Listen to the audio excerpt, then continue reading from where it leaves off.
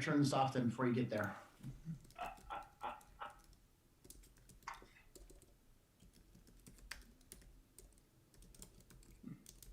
Okay, I'm watching this. Okay.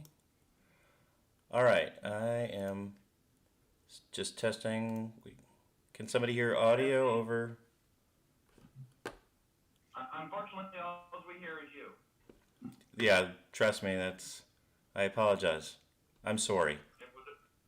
You're sorry. I wasn't sure if there was something else. Can someone just test the audio? Anyone can test the audio over YouTube. I'm sorry.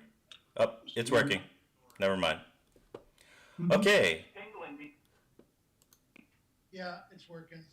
And how's my mic? Yeah, we are streaming, aren't we? Yes. Streaming right now. All right.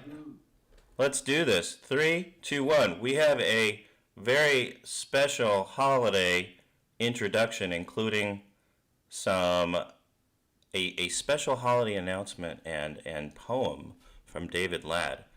And I would ask all of you on the panel while we play this to just sit back, be quiet in case the audio goes over, and enjoy the holiday greeting from David Ladd. And also adjust your mics because Curtis says you're a little bit soft. Here we go. CoCoTALK is an unscripted live broadcast. Anything. Let's try this one more time. Here we go.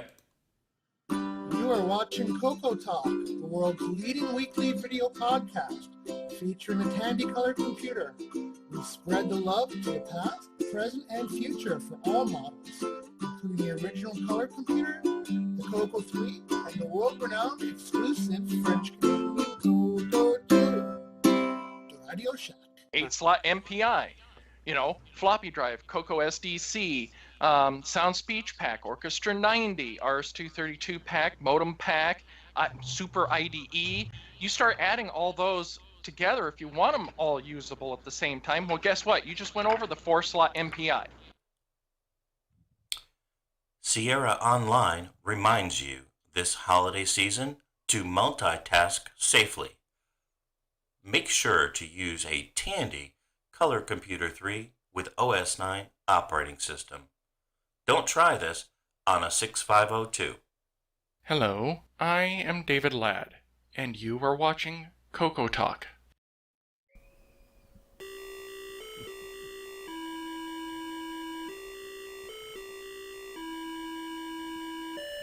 "'Twas the night before Christmas, when all through the shack the elves had made cocos to fill Santa's sack.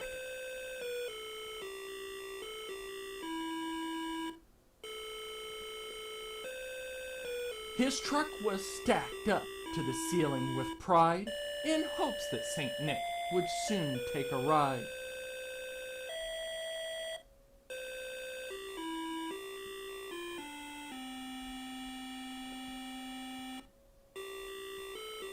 The stores were quite empty, with all the shelves bare, with Scripsit and Skiing and Zaxxon to share.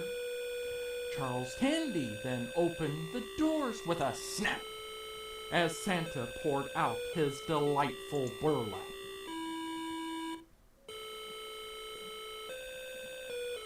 The 6809 is ahead of its time. Additional colors, more memory, and now OS 9.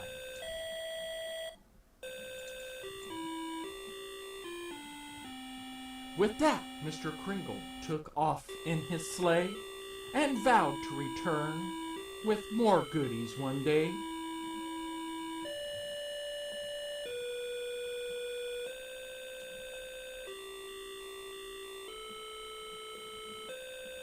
Cocos were open, turned on with much glee.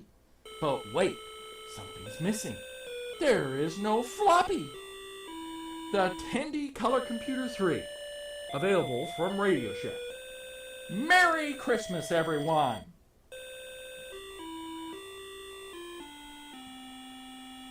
CoCoTALK is an unscripted live broadcast. Anything can and will happen. The views and opinions expressed by members of the panel and the live audience are their own and not necessarily those of the CoCoTALK show, its sponsors, affiliates, or subsidiaries. Open minds encouraged, sense of humor recommended. If any off-color comments were made, we're sorry. Hi, this is Dale Lear, designer of TRS 80 Color Baseball, and you're listening to CoCo Talk.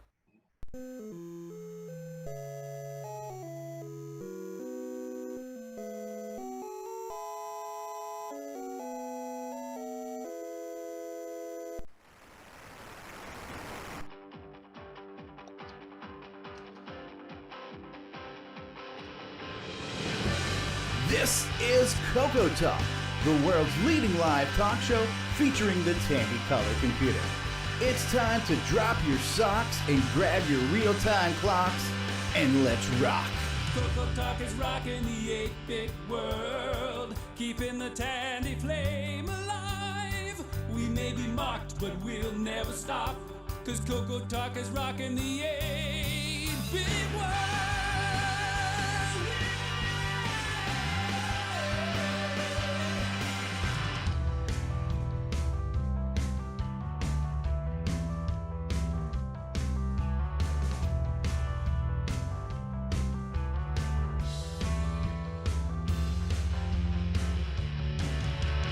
CoCoTALK is rocking the 8-bit world, keeping the Tandy flame alive. We may be mocked, but we'll never stop, cause CoCoTALK is rocking the 8-bit world.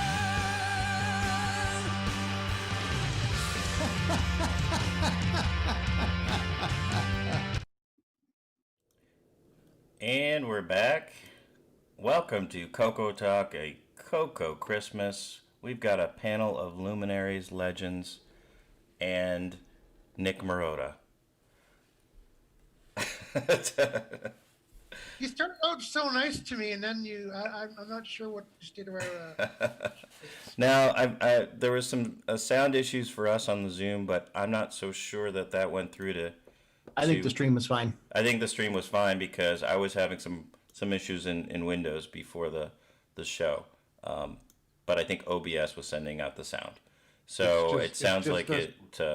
You told us to sit back and enjoy it, and we couldn't. And you couldn't. Couldn't. The people on the panel couldn't. We But were let down. Major. Well, you have to go back and watch the... Actually, that's a default position for this show. You should feel let down. Yeah, it's actually the standard for this show. So yeah, so We'll have to play the Beatles song. Don't let me down. We've met our goal. That's Well- ELO, isn't it? Yeah, I thought that was ELO. Don't bring me down. No. Yeah, it don't was. let me down. ELO Oh, let me from, down. Don't Face the Music, 1975. But I don't know. I go back further. Well, I think what we need for Christmas is an audio engineer. So maybe we'll get that... then we'll get that sometime next year. Yeah, it's right next to the place called Talent. We got a button for that. I just can't find it.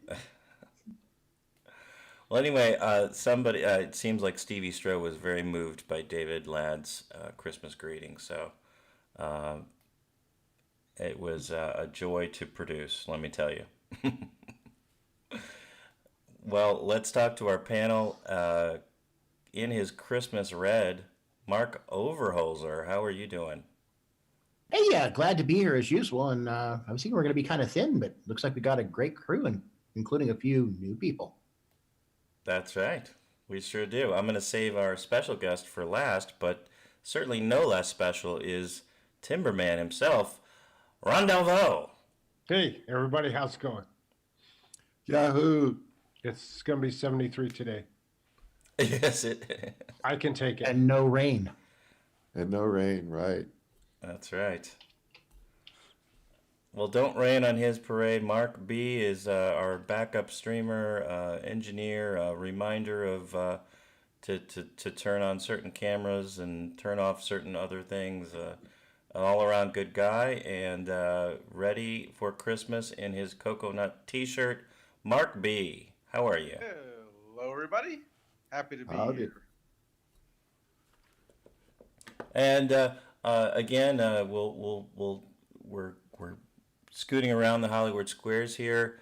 I think this is either a camera into Paul Barton's apartment or a vision of the future when after the machines have taken over. I'm not quite sure, but this is Paul Barton, I believe that's you, and how are you? And welcome to the show. Oh, thank you very much. I'm here. This machine on the right is the old CoCo Tower from Roger Taylor. Working. Clicking along. So it's a repack, or it's a It's a repack. It's got the 8 meg and a bunch of other stuff on it. Ooh, your 8 meg? Yeah, one of them. Okay, as long as it has not become self-aware. You're not looking at a picture. I've seen it. No, it does still crash once in a while. Well, we all know after watching Terminator, you can't do that with a 6809. You have to use the 6502. Yes. Right. Well, he's always on the way from point A to point B. He has an obsession, perhaps even a fetish around switches. The man, the smarter or the dumber of the two Reichert brothers, we haven't figured that out yet. Jason Reichert, CoCo Man. Howdy, yes. Traveling along the country's highways and byways. Here I am, and I do believe that this is our first episode that's certified gluten-free. That's right. It's a very gluten-free episode. While he exceeds the speed limit for thousands of miles. Yes, we don't have a sound effect for the police, but, always look behind you, Jason. Always be aware. Watch out for them bears. Maker of Cannonball! Maker of cases and joysticks and Jules Games and Simon Says and all sorts of programs for the color computer and cases to put them in, Mr. John Strong. How are you, John? You're on mute. You've never sounded better, though. Howdy. Actually, can you go back on mute? That was great before. Yeah, I hear that a lot, right? How are you? Oh, been very busy. We do have, just to let people know, the 502 cases are ready. I've got some made, ready to ship. I have the new deluxe CoCo SD case, which will have the inserts and a new design. It's also, I've got some of those made and ready to ship if people are interested. There's been some requests on Facebook and such. What is the deluxe SDC case? Is that a different one from the standard one, or what's? Yes, this. What the difference is it has a different design. It has the brass. If I get this, I don't think you make it up. The brass inserts for all the screws where they work in there. And then it's it has a screw in the bottom, so you can have it screwed on, or it also snaps in.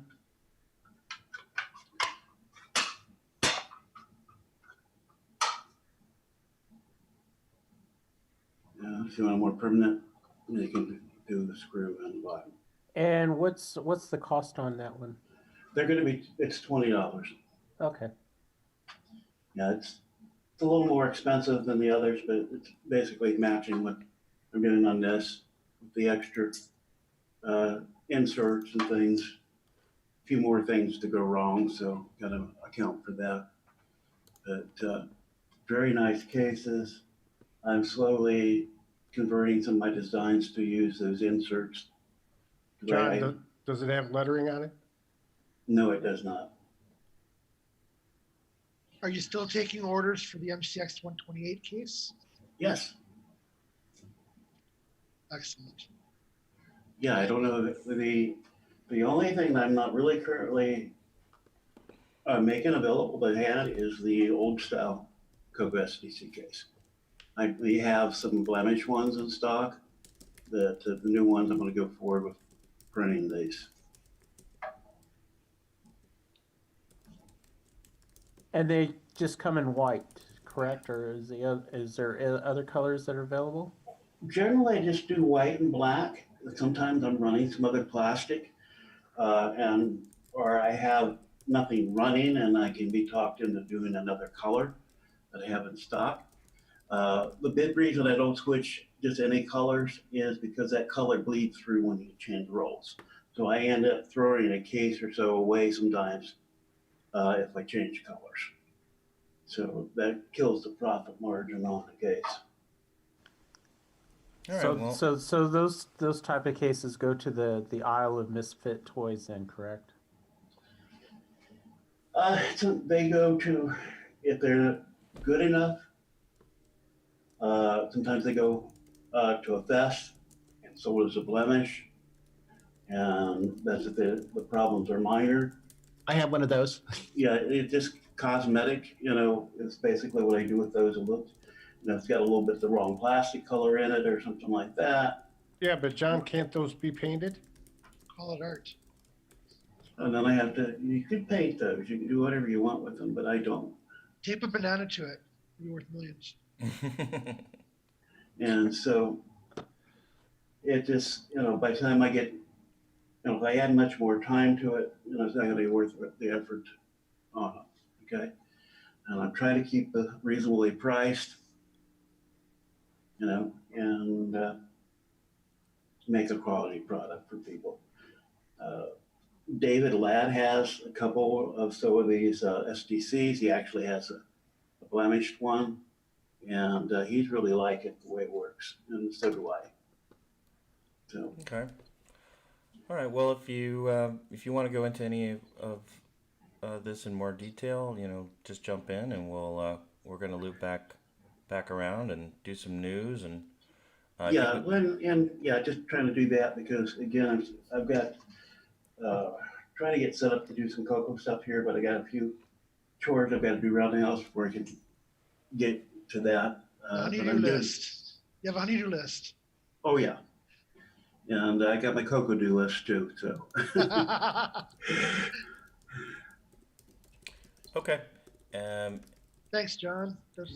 And we had a couple comments in the live chat. I do want to say hello to Dave Phillipson, creator of Supercom, in the chat. Matchy in the chat. We've got Curtis Boyle, Curtis Boyle. Matchy saying nice vest. Thank you, Matchy. It is the only thing that's red and green that I own. I couldn't find my Santa hat, and this was made for Burning Man by a friend of mine. Many years ago. So just trying to keep in the holiday spirit. And thank you, Nick Marotta, Al Hartman, Terry Steggy. Fred is out there somewhere. And Ken Reichert says that Jason Reichert is the smarter and better looking of the Reichert brothers. Wow. Ken is how can you argue with that? I'm gonna have to agree. I'm gonna have to do a rare thing and agree with my brother. Yeah, I mean, Jason. I mean, really, what would be your counter argument for that? I mean, that's just. Well, I just wonder if his brother's been hacked and it's not him. Yes, Ken. If you need help, blink 3 times and let us know. And we talked about what I'm wearing, and I apologize in advance. Lloyd Thompson says, anyone having experience installing a CoCo VGA in a CoCo 2? We do. In fact, there's a gentleman, Brendan Donahue, who can help you with that at CoCoVGA.com. Or join our Discord server. I don't, Mark O, can you post our Discord server link in the he chat? spelled it with a K, so he's talking about the Korean one. I think he's being cute with the K spelling. But if you join our Discord group, you can actually talk to and chat with Brendan right in the CoCo VGA channel on the Color Computer Discord server. So please join us on Discord, and then we'll be talking about Jim Gary and all sorts of fun news. So continuing on with the panel, you know him, you love him. He's got a ukulele. Don't hold that against him. It's Nick Marotta. I'm not afraid to use it either. I will use it if it comes down to it. Just keep that in mind. Keep that in mind. How's everybody doing this wonderful few days before? Pretty good. What you got on your computer back there? I have sent from our friend Bruce a personalized Joey and Coco Christmas card. D. Bruce he Moore? sent me on this from D. Bruce Moore. What a guy. So, yeah, he sent those out to a few of his friends, and so I'm proud of displaying it since he's not here. Nice. What a great group we have. It's a really fantastic community. Great. Well, thank you, Nick, and a man who may not play the ukulele, but he knows a lot about music. In fact, it's literally his middle name. Brian, the music man, Schubrin. Hey, how you doing, everyone? Hey, we're not used to your regular voice. My regular voice? Yes, it seems like that condition cleared up. You're very clear. Yeah, I had something kind of stuck in my throat. Yeah. It was something a little devilish, I think. Yeah, just taking not spring break, Christmas break. Don't have to go back to work until next year, thank God. So that'll be fun. All right. Yeah. All right. So, and got some Christmas presents out to Dave O'Connor out there in Down Underland. Yes, he's amassing quite a pile of stuff for his project. He's going to be working on his Coco music. Surprised he's not here. Yeah. Yeah, he sent a message. He's doing some sort of a system upgrade, so he's not able to join us. Okay. Hopefully that means he's making money. Well, jump in anytime, Brian. We next on our panel is a man whose new game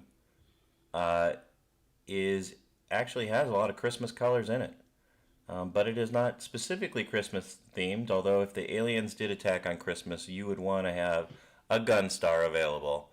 It is Nick Marentes.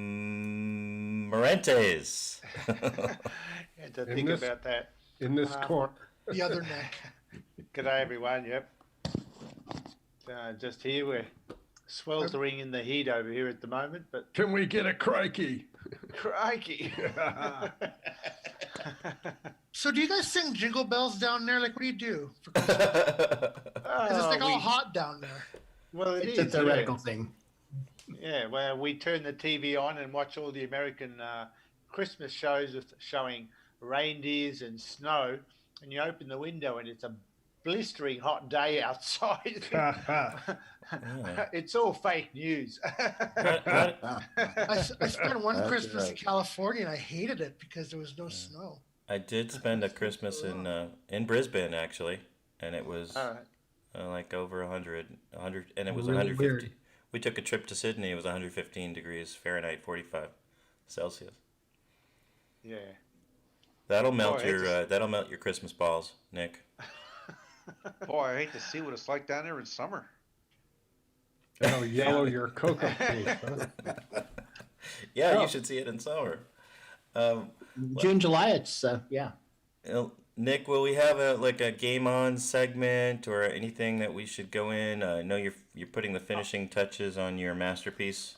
Yeah, nothing as yet. I mean, I haven't got anything really new to describe, but the game is pretty well finished. It's just touch-ups and fine-tuning, and there may be just one more feature creep again. I might need to add before I actually release it. But at this stage, we're looking at releasing it in time for CoCo Fest. So even though it's almost finished now, but there's a bit of work for us, a few add-ons I want to do.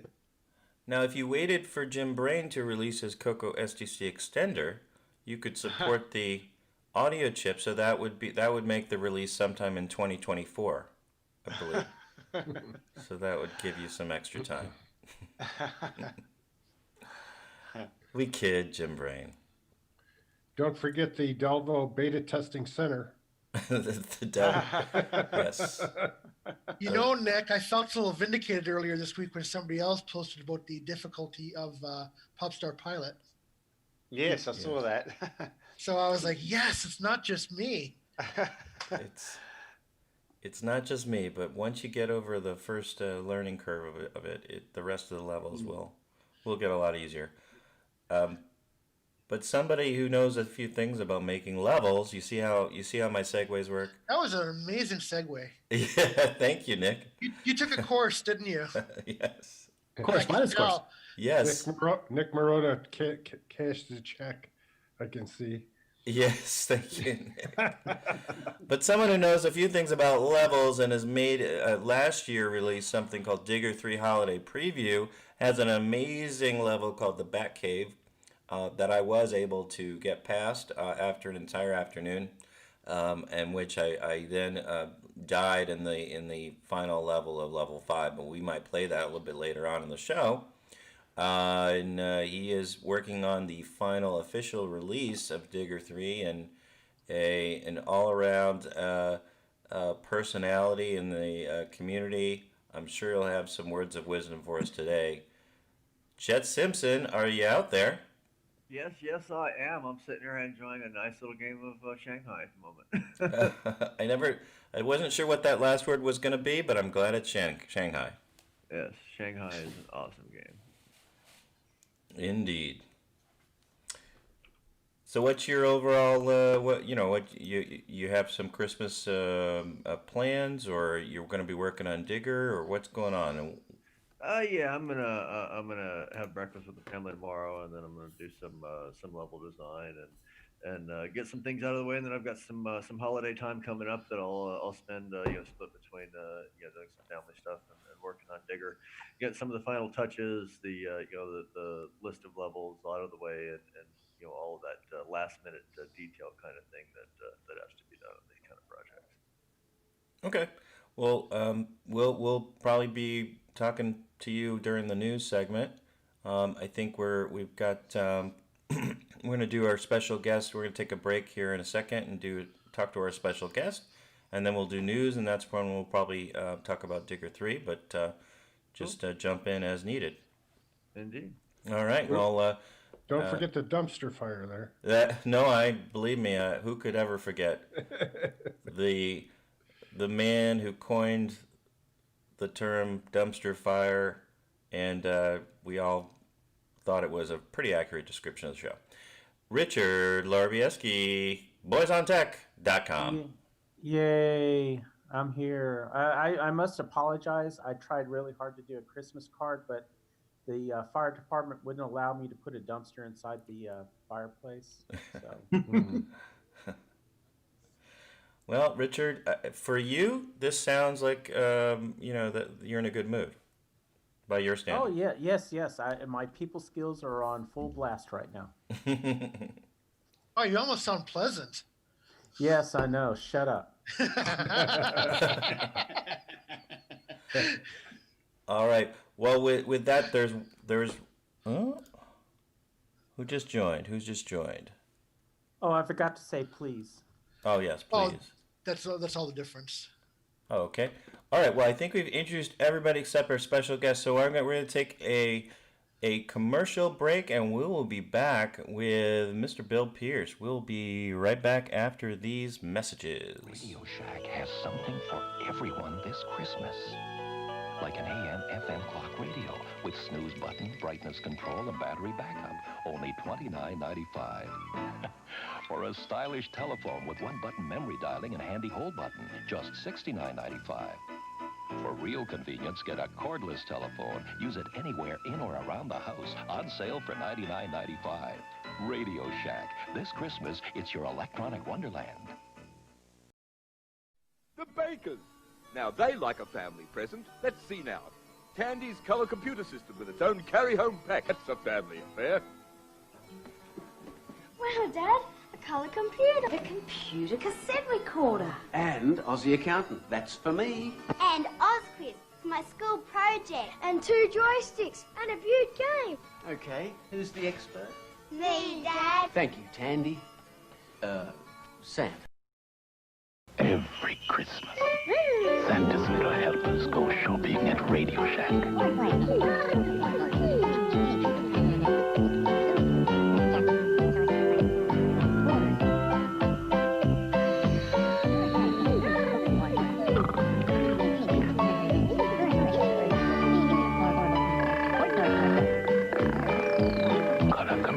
to a unique gift idea from Radio Shack. This Christmas, Tandy has a very special offer. A family color computer pack to take away at a very special price. This family computer comes complete with software and costs an incredible $449, a saving of $241.69. It's powerful, educational, and ideal for the young and young at heart. The easy way to start computing. The color computer family pack from Tandy. Get it while it's hot. Tandy, the biggest electronic store in Australia. It's a Radio Shack Merry Christmas. This year, I needed to give a real family pleaser. Honey, please, help me with this budget. How about a new game, Dad? Please. And I found it. Radio Shack's Color Computer 2. On sale for just $99.95. It entertains, educates, manages. It's expandable and affordable. Now that really pleases me. The Color Computer 2. Sale price for Christmas. Only at Radio Shack. And we're back with some lovely Christmas advertisements from Radio Shack. I'd say that was $100 well spent to shut up his whiny kid and wife. Wow, that is some holiday cheer right there. Did you hear them? Do you hear them? They're like, oh, Dad, No, I need. I totally agree. I think the snotty little kid shouldn't have gotten anything, except for stuck in the closet. But still, coming from you, man, come on. What is up with that? Yes, the guy that heads up the People Skills Institute. Yeah. I mean, you expect that kind of stuff coming from me. I mean, that's an everyday, every minute occurrence. But from you, come on. What? Wow. You ain't Christmas now? You must be getting the eggnog. Must be getting Right. or something. And Nick, That's is right. Let me tell you what I really think of you all. Nick, I'm isn't it taking enough? you to Walmart with me from now on, man. We're gonna bust through those crowds. We're gonna get that TV. Is this turning into the Festivus airing of the grievances? Oh, there we go. Yes. Happy Festivus. You're turning into Krampus over there. What? Damn. Well, Nick, That commercial really bothers me. isn't it a punishment enough that kid's getting a CoCo 2, Nick? That is all you need. That's all you need. All you need. Some Anything for- else is Especially if it extraneous. has 64K. That's Yes. right. Really. Anything else is just bragging. That's right. Hey, original 64K Cocoa 1 white case did it for me, man. Nice. Well, since we have a few minutes here, and Bill Pierce had to step away, and then I want to do an introduction and interview with him and get to know him and what he's been up to. Why don't we just do a quick mention from Mark Overholzer about a legendary member of the 6809 Motorola community. There's an echo from somebody. It sounds deeper than your voice. Where's that echo? Okay, it's over. Thank you. Mark, can you tell us what happened and who the person was and what his contributions were to our computer? Okay.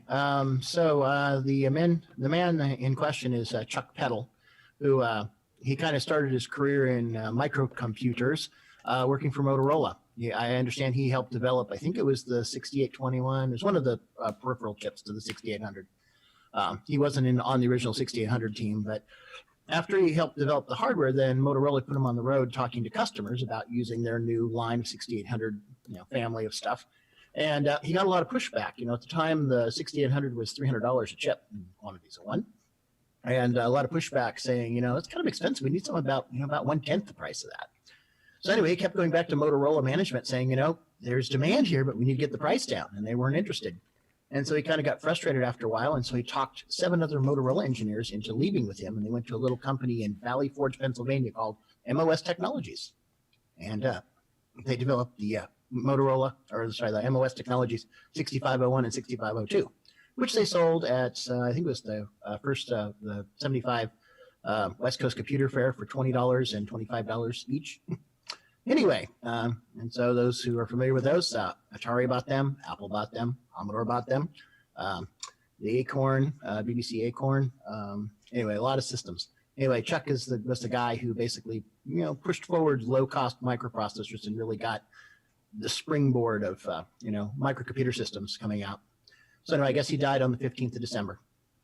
And remind me can you say his name again? Chuck Peddle. Chuck Peddle. Thank you. Well, yeah, I have a link here, team6502.org, that has a story on it. So, Tandy Radio Shack did not use the 6502 at all, did they? No, they didn't. Nope, never. Nope. Z80 and 68,000 and 6809, of course.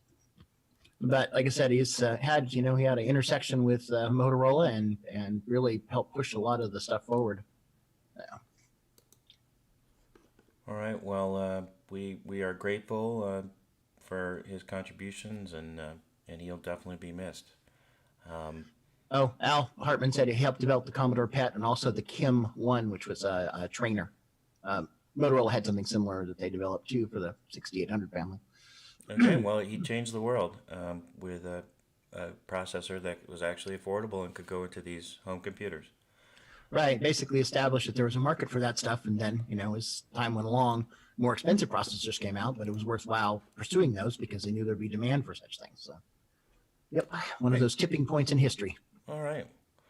Well, if you have a link to, any of that information, put it into the YouTube chat if you don't mind. And our special guest has returned. Bill Pierce, can you hear us? Yeah. Great. I know you. Yeah. Why don't you say a few words about yourself, because I think you're a little soft, but go ahead.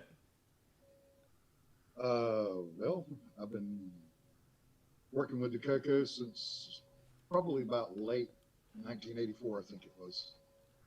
I bought a 16K CoCo 2, and it wasn't long I upgraded to 64K. Mm-hmm. What's this milkman thing you're telling me? Yeah, where do we get to the bit? Where were you? So you want to hear the milkman story? Yeah, come on. Okay, at the time I bought my CoCo, I was a milkman. I delivered milk for Pine State Milk Company here in North Carolina. And one of my stops was a Winn-Dixie in a mall. They had a Radio Shack. And as a lot of you know, I'm a musician. So while I was at the Winn-Dixie, I figured, well, I'm going to run over here to Radio Shack. I've got to pick up some adapters. And I run into Radio Shack, and you know how they always used to have the manager's table sitting out front where they have special deals on it.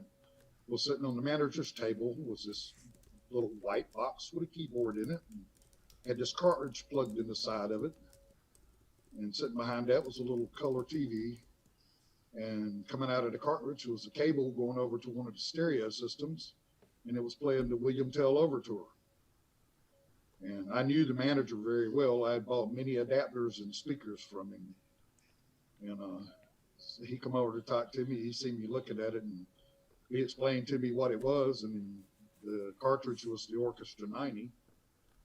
And he was telling me it do 5 voices. And I was like, wow, 5 voices? I could write music on that. He said, sure, you could write music on that. So needless to say, I walked out of the Radio Shack that day with a 16K CoCo and Orchestra 90. I think the CoCo was $69 for the 16K CoCo. They were trying to get rid of them. And I paid $79 for the Orchestra 90. Huh. And I carried on from there. I went from the Orchestra 90 to Lyra, and then from there to Ultimuse 3. And I used Ultimuse 3 right on till after I got my first PC, because MIDI software was just too expensive for the PC at the time. So I now, kept right on. Did you also include the CoCo with your music, the music you used to make, with your guitars and stuff? Oh yeah. I actually used it in live performance. I used to do a little acoustic show, and I'd have like bass and drums and keys playing in the background on the CoCo. Oh, cool. I did that quite often. And Do I you tried have to talk to one of the bands I was playing in into using it, and they were like, "No, we don't want no computer music." But Do you have a website? Yeah. Yeah, we can post that in the chat. The Barn Studios website. Yeah, I was going to say some of you got to have it linked. Yeah, we'll post it. I'll post it in the chat. Yeah. Yeah, it's actually got some of the music there that I do. I mainly play guitar, but I also play keyboards, bass, drums, two vocals. I try to do a little bit of all of it. And then the past few years, or past 10 12 years, carpal tunnel's kind of restricted by playing a whole lot. And so I don't play in bands and stuff anymore. And I started recording and started a little recording studio, which I was running up until last October, or not last October, October of last year, when Florence came in and kind of put an end to my studio. But matter of You fact, got completely wiped out, didn't you? Oh yeah, I lost Man. everything. My home, my studio, everything. I mean, I walked out of there. We packed a few clothes in the bags because it was. I mean, hurricanes were pretty normal here. I mean, we get them every year, and so it was no big deal. We had, a backup plan. My mom's church has plenty of room in it. Their congregation had gotten down to just a few people, and they had a bunch of Sunday school rooms and a big fellowship hall they weren't using. So there was about 5 families that lived right down there where I lived at. It was all family, and we all packed up and went up to the church and was staying up there during the hurricane. Of course, then we heard the water was rising, and then we heard the water had risen quite a bit, and we ended up at that church for like 3 months, staying there. And my daughter had already told me that my wife and I could come and stay with her if we wanted to. So I was kind of waiting on my son to see what he was going to do, because him and his wife and 2 kids were staying with us when the flood happened. So I was waiting to see what they were going to do before I left. And so finally they found a place that they could stay. And so we moved here to Fayetteville with my daughter. How much of your CoCo stuff got messed up? Everything but one CoCo 3. I had 3 CoCo 3s. I had just gotten the 3rd one, and that's why it wasn't with the rest of them. I had them all packed up in a huge tote. I mean, this is one of these too big to stack up totes, like a big construction tote. And I had all my CoCo stuff packed up in it because they were having band rehearsals in my studio, and there just wasn't room for it. So I had packed it all up temporarily, and I had gotten a CoCo from Henry from the mailing list, and he when I got it, I stuck it up on a shelf, and it was sitting about 9 foot up in the air. So it was the only thing that didn't get wasted, except for maybe a few little hardware bits that were sitting on a shelf. But there was 2 CoCo 3s, an MPI, a CM8, 2 CoCo 2s, a CoCo 1, all kinds of switchers and joysticks and carts, and just I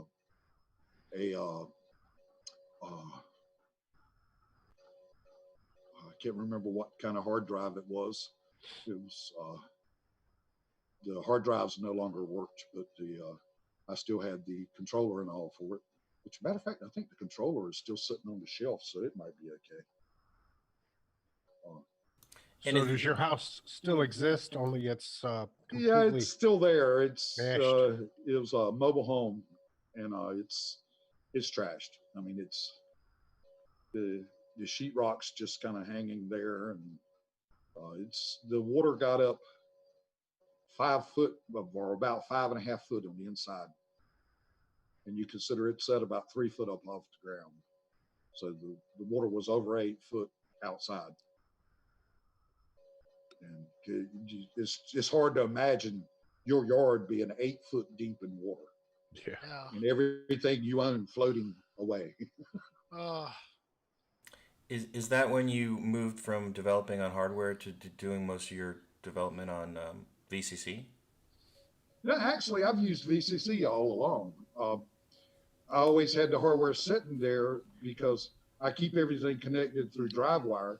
So I get something going in just a few seconds, I can have it running on hardware. But I like to use VCC because mostly I work in OS 9 right to start with. And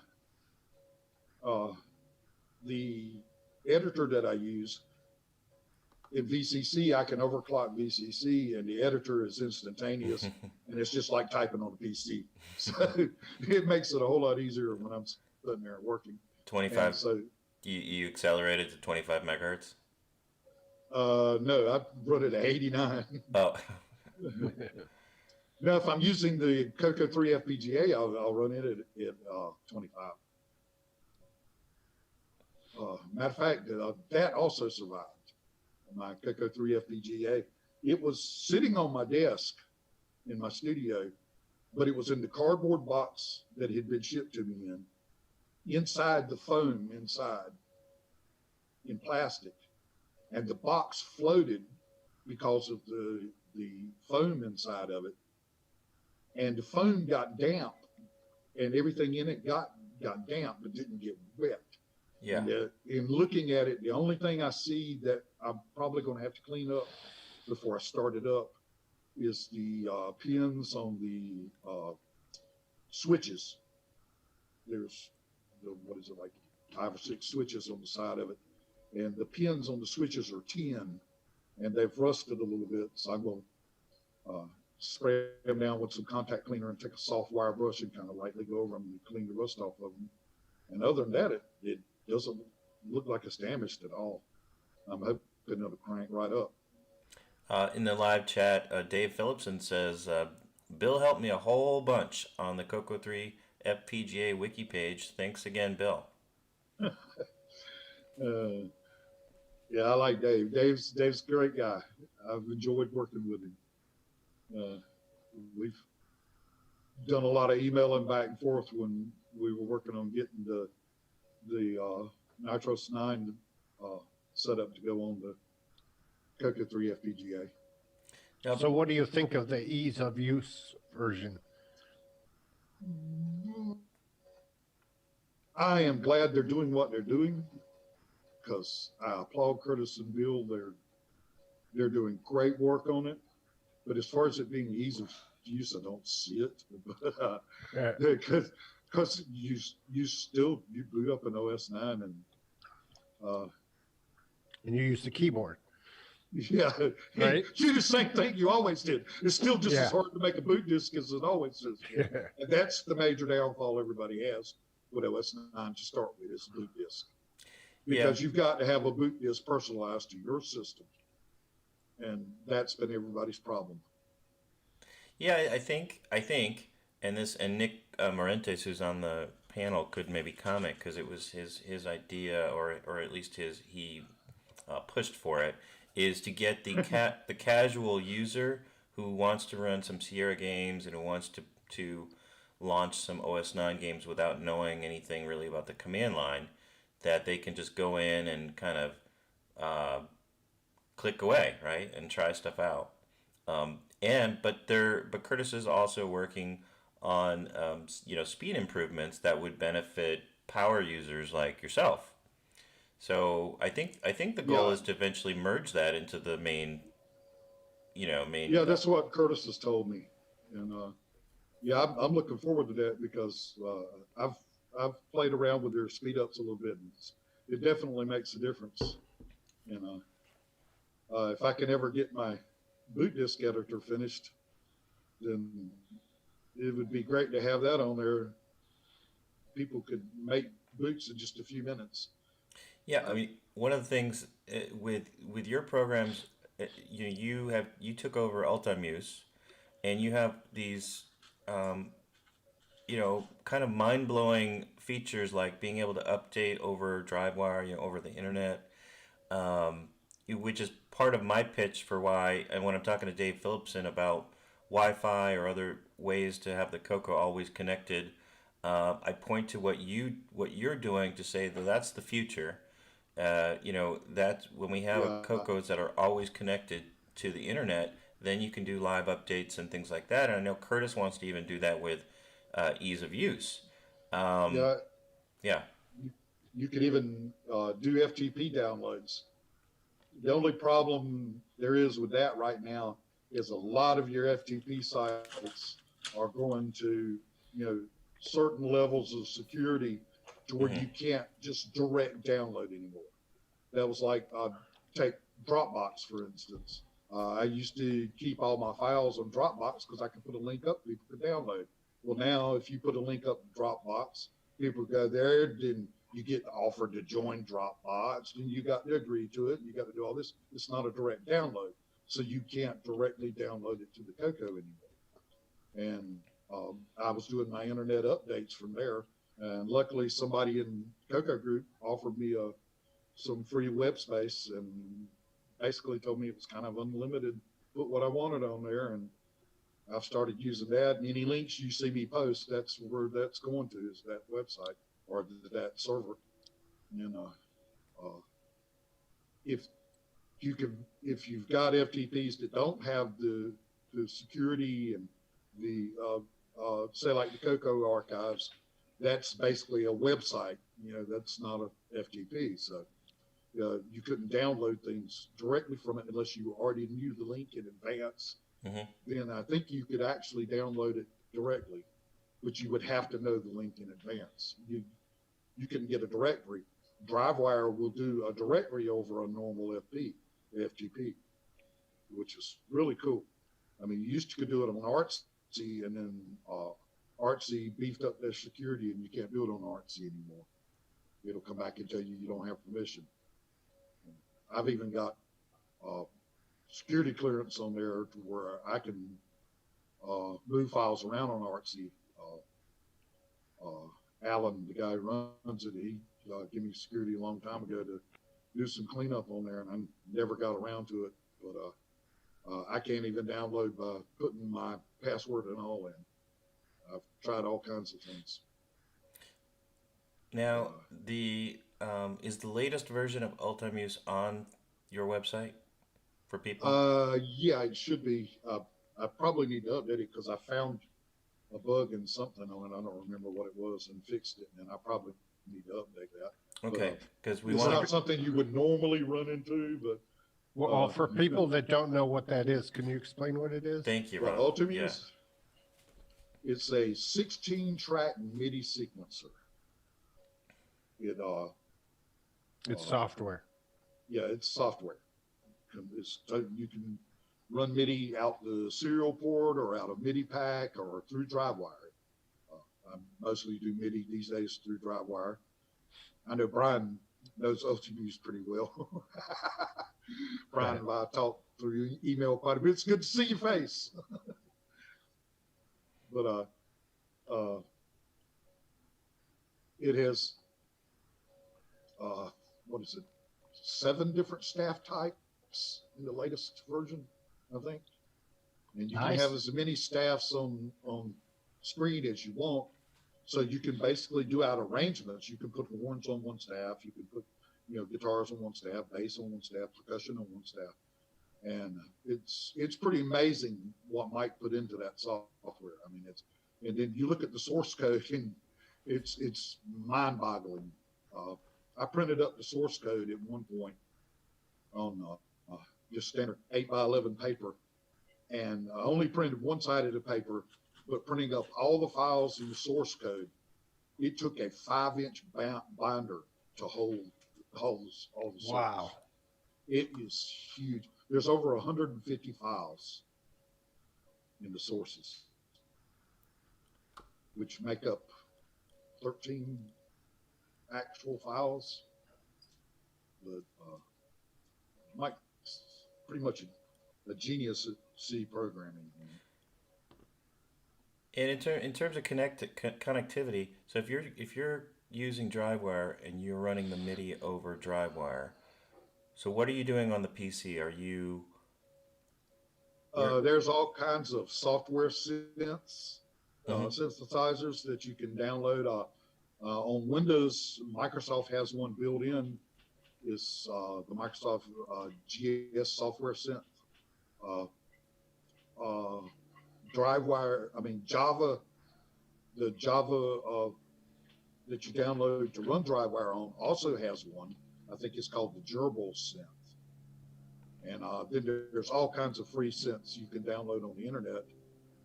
And you can also run, I use it to run through my PC sequencer that I use in the studio. I set up virtual instruments on it and actually run real time from the CoCo and run the virtual instruments and get really nice quality sound. If I hadn't had it set up right now, I'd demonstrate it, but I don't have anything set up like that right now. Yeah, Curtis is saying in the chat, DriveWire uses the PC as the MIDI synthesizer itself, with CoCo supplying the MIDI stream to actually play. Yeah. Now, originally I wanted to, because I had a keyboard that had only USB MIDI, so I wanted to connect my keyboard to the PC, and then have that somehow talk to the CoCo over DriveWire. You can do it. You can do it. And I couldn't figure that out. Now I don't have that keyboard anymore, so I'm probably going to get a Yamaha MX88, which has physical, MIDI ports. So I could. You need a MIDI loopback program, and what this does is it takes any MIDI coming in, and you can route it out to whatever ports you have available, and it's kind of like just a jumper software. I use one. Let's see, what's the name of it? It's right here because it's running right now. I use one. It's called Loop B, LOOPBE. Okay. And you can, any MIDI ports you have on your machine, you can route any input you have to any output you have, and it's really nice. So, say you've got the driver set up for your USB MIDI. You've got DriveWire coming in. In DriveWire, you pick your configuration for the Loop B output, and then in Loop B, you just point it to your MIDI, your USB MIDI, and it go right through. Okay, because that way you could mix. Even if I got the Yamaha MX88, I could attach that via USB to the computer and then mix CoCo sounds with other sounds, right? And I could do something. You could with the right software. Yeah. Multiple inputs. Because obviously, if you connect the keyboard directly to CoCo, then you're limited to that one way that A to B connection. Curtis is saying you can also do it right out of the bit banger to a synthesizer or through a MIDI hardware card. That's the way I ran for years. I couldn't afford a MIDI pack, so I had a cable, and it went directly from the bit banger port to the keyboard. That's, like I said, that's the way I ran for years. I had a Yamaha PRS 500 keyboard, and it had general MIDI on it, and so I could run all my instruments off of it. And you can also, apparently you can modify an RS-232 pack to get to the right baud rate. So the other thing I talked to you, or I mentioned you on Facebook about, was there was a MIDI card run done in 2016, and it was right before I joined the community. So now I'd really love a MIDI cartridge, but I don't know if that's going to be produced again. Yeah, that guy kind of disappeared. What was his name? It was a J word, like Jason or... Yeah. Was it Jason Lee Steer? Yeah, that was him. Australia? Yeah, Jason Lee Steer. Yeah. Titanium Studios.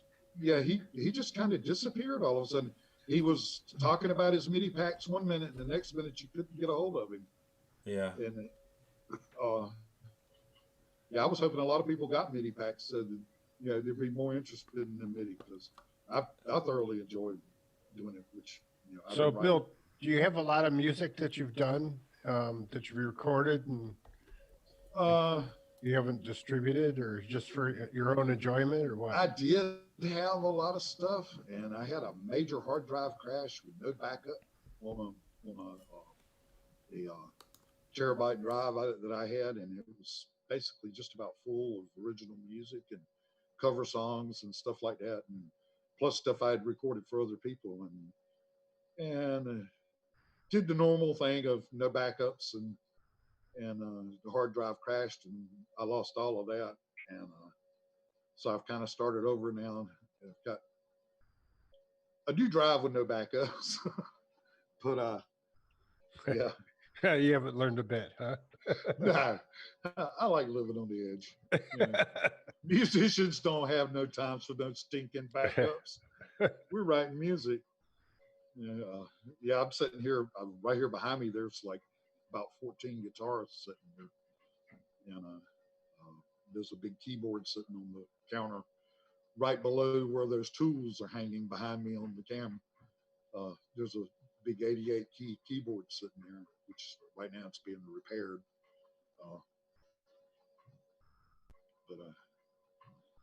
So you've So got. have you? Oh, go ahead, Ron. Well, have you talked with Dave O'Connor much? A little here and there. Yeah. He's a little bit obsessed with the keyboard thing going on. Ah, he's got a nice setup. I envy his setup. He's really got it. But the type of music that he does, you need that kind of setup. Mm-hmm. He's that. I'm more into more mainstream type stuff, so I don't really need that kind of setup. I'd give anything for a Hammond B3 though. That's for sure. We have a question in the chat. If you plan to produce any game music for the cartridge chip, I think the CoCo PSG, the Yamaha OPL3, any of the new sound chips, the Game Master cartridge. The problem is you have to have them to be able to program for. Yeah, that is the problem. And when you're just when you're basically living in a garage, it's kind of hard to do. So you're I'll get around to it. I'm hearing you're open-minded to it. Oh yeah, I'd definitely be willing to program some game music for somebody that needs game music. I wouldn't hesitate. And then so we have there's a new version of Ultimuse, the MIDI sequencer for OS 9, and then you have a new version of M Shell, an update for M Shell, which is well, describe what M Shell is. That's kind of hard, but basically right now what's been released is just a file manager. But if we get into M Shell, explaining the file manager would probably take about an hour and a half. But basically it allows you to move files back and forth between your PC, RS-DOS, and any OS 9 drive you have. I mean, it would even do FTPs if I knew where an FTP was that would give me directory listings like it should, like they used to. Because you could get a directory listing from an FTP from command line, but you can't do that much anymore because of all the security stuff they've got on them now. But basically, the file manager will allow you to move things anywhere, and it does batch copies. You can copy 50, 100 files if you want at one time. You just mark them all. You could go to a directory and tell it to mark all of them. It'll mark all the files, and it's like you got 2 panels. You set your other panel to the directory you want to copy to, and just click copy, and it copies everything directly to that panel. And so so if we, I know we have previous versions on ease of use for Ultimuse and M Shell, and if we get the new version, the Ultimuse is probably the most recent. Yeah, because that release has been there for a while. Like I said, I've got one little bug fix I think I did, and I just hadn't put it up, but it's not nothing major that would be a showstopper or anything. It's something that you got to do some really erratic stuff to run into. And I was doing some erratic stuff when I found it. Have you tested either of those programs in the ease of use betas? Not really. I was more running the system and running my software on the system to see, if I noticed a difference, and that some things definitely run smoother. I mean, I could see the graphics definitely were smoother, and things seemed to scroll just a little faster. Well, now we have VCC version C that will run the EOU better. Yep. Yeah. Yep, those 6309 fixes are looking nice. All right. Well, yeah, we got to thank Waters and Body for that, for sure. He was doing it in the OVCC, and he sent me the file so that I could put it into the VCC build and get it going there. Hey, do you know anything about the Bjork version of VCC? That was actually the original title of VCC. But it had nothing to do with it. He named it that because he said Steve inspired him. Oh. As far as a programmer. And from what I understand, Steve asked him not to name it that, and so he changed it to VCC. Okay. Because I think the original version is on the Christmas DVD that Roger Taylor. Yeah, it's almost almost non-functional, because that was like version like zero. Yeah, and because he changed it pretty early on in the game. I mean, I remember running, I don't know, version 1.0 something, and it was like 1.01 or something like that, and it was already VCC then. But, Curtis has a question for Bill. Yeah. Go ahead, Mark. Well, he said, ask Bill, how is RS-DOS game graphic programming going? Like the hardware scrolling stuff you've been fiddling with. Well, I haven't done anything else in it. I'm playing around with an idea, and if it works, then I might try to do something. But I'm still kind of feeling my way around, because I'm so used in OS 9, everything's done for you. I mean, it's already, the wheel has already been invented, and all you got to do is system calls to get it going. It's like a Highwire Act without the safety net. Bill, did you ever hook up with Paul Barton much? Actually, I've been talking to him a little bit right here lately. Oh. Yeah. Paul's here. Yeah. Yeah. So I see him sitting over there. Yeah. So yeah, it's more of a struggle, right? You got to write every single thing for the 6809, 6309 to do. Yeah, working at RS-DOS is definitely a different story. And I'm used to having disk drivers sitting there that all I got to do is do a write command and it writes.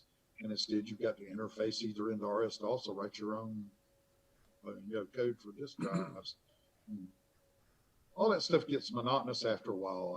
I want to write software. I don't want to write drivers. That's right. You hear that, Nick Morentes? You're supposed to write the drivers once and then use them for all your future projects. Yep. Well, Paul's got a bunch of hard drives hooked to his machine. He does. Multiple mini. Yeah. Well, Bill, I have a question. So if we want to optimize Ultimuse, M-Shell for ease of use, and we want to interact with you, is Facebook the only way? Are you planning to join the Discord server? What's the best way to kind of go back and forth? I'm on Facebook at least 2 or 3 times a day. I don't have it on my phone, so I have to actually log in on my computer. But also I monitor the mail list. Okay. And I don't get into too many of the like chat systems and stuff like that. I really, it's a matter of finding time to do stuff like that. Yeah, like Facebook, I could get on there, scroll a few minutes, find out who's doing what, get off and go back to doing what I was doing. Whereas you get to talking to people, you end up talking to them for hours. Yeah, well, I hate to tell Start you. dumpster fires. Yeah, you might like Discord too much then. I have a feeling. Because there's some pretty heavy technical details and OS 9 channel and all sorts of things. So yeah, maybe you're wise just to stick with Facebook. But hopefully you're supportive to us getting that Curtis getting those programs working well. Yeah, Curtis, you get up with me anytime, and he knows how to get up with me. All right. Well, anyone else on the panel have a question for Bill? We can anyone, or we can take a break and. One more thing, Bill. So, what does the future look like for yourself? Are you going to get another place to live, or are you going to set up a bunch of CoCo stuff? Or actually, my daughter is having this garage that I'm in right now. It's going to be remodeled into an apartment, and my wife and I will be living here. But I'm hoping that I can sell my land back home where my home was at. And if I sell that land, then I'm putting a building out back and starting me another studio, and I'll have all my CoCo stuff set up out there, which I've got to drag that CoCo stuff from back home and see how much of it can be repaired or whatever. Because basically it just got wet. Always a possibility. Yeah, so it's possible that it could crank right up, and maybe after a little cleaning. But what you have to remember is that stuff set for almost 2 weeks in water that was river water from overflowed hog farms, septic tanks, waste treatment plants. I mean, the water was pure acid. And not good. Yeah, it wasn't just water. It was, I mean, they were telling people, if you swallowed this water, please go have yourself checked out. You know, people that might have fell in while rescuing somebody or something, or fell in while trying to get rescued. You know, basically the water was poison. Also, you might think about land a little bit higher, like another 1,500 feet. Well, that's why I'm at. I moved 2 hours away from there. I'm living in Fayetteville, which is like mid-state. I'm no longer on the coast. Had to get out of there. All right. Well, why don't we take a break, and hopefully you can stay on as long as you can, Bill. We're going to go through some news, and feel free to chime in and at any time. All right. Well, I got to kind of take a break myself. I have to get up and walk around every so often. That's right. And I'm thinking, but Brondavell may have to pee by now. So let's do it. We always want to be sensitive to that. All right, we'll be right back after these messages. Hello, this is Grant Leedy with CoCoTALK. Got your CoCo 3 yet? From the makers of the Switcheroo.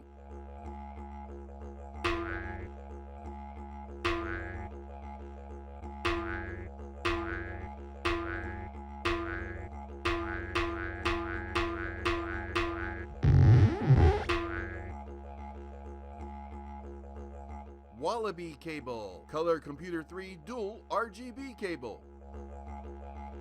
Get yours today at cocoman.biz. Fletcher, I don't need that report tomorrow. Great, JT. I need it tonight. But, JT... Fletcher saved $300 on her office away from the office. Radio Shack's revolutionary Model 100 computer. It's a word processor, phone directory, and dialer. It even communicates with the office computer. Fletcher, how's that report? Fletcher. Radio Shack's Model 100. Save $300 and put it to work. You'll go far, Fletcher. You'll go far. Tired of switching your joystick between the left and right port? Want to change between different controllers? Well, Joey has got you covered. The Joey Controller Switch. Take control of your controllers with the flip of 2 switches. Order today at cocoman.biz. As you start your journey to CoCo Fest, you notice the road ahead is littered with rogue furniture. You realize you are driving on the Nightmare Highway. Nightmare Highway. The game for the Tandy Color Computer 1, 2, and 3. Nightmare Highway. Nightmare Highway. Stunning low-resolution visuals. Digital to analog converted sound. 100% machine language and basic. What are they saying about Nightmare Highway? Nightmare Highway.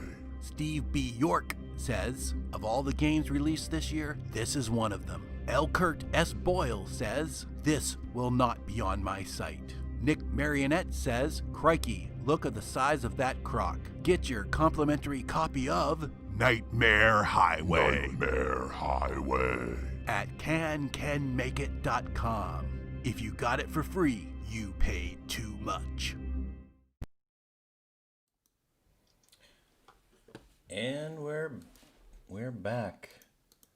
And I wanted to thank Bill, and also I wanted to thank him. Hopefully we made him feel welcome, and he'll come back on many times in the future. I'm sure we're going to have more questions for him.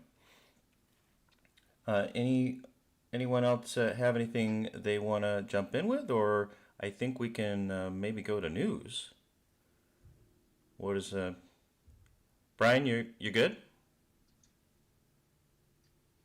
I feel like Brian was going to say something. Can anyone hear me? Yes. Okay. All right. Well, I can't hear you, Brian. I can't hear you. Sorry. I can hear you. Okay. My deepest condolences. Yes. Well, Brian, do you know sign language, Brian? Because pantomime. This is a well-oiled machine. Two syllables, first word. Just tap your hoof 2 times. Yes, exactly. All right. Well, Brian will have a lot to say. You can reach him on Facebook and many other places. 139 episodes, ladies and gentlemen. We haven't heard a damn thing. We still haven't figured out our audio systems. Anyway, I think it's time for news.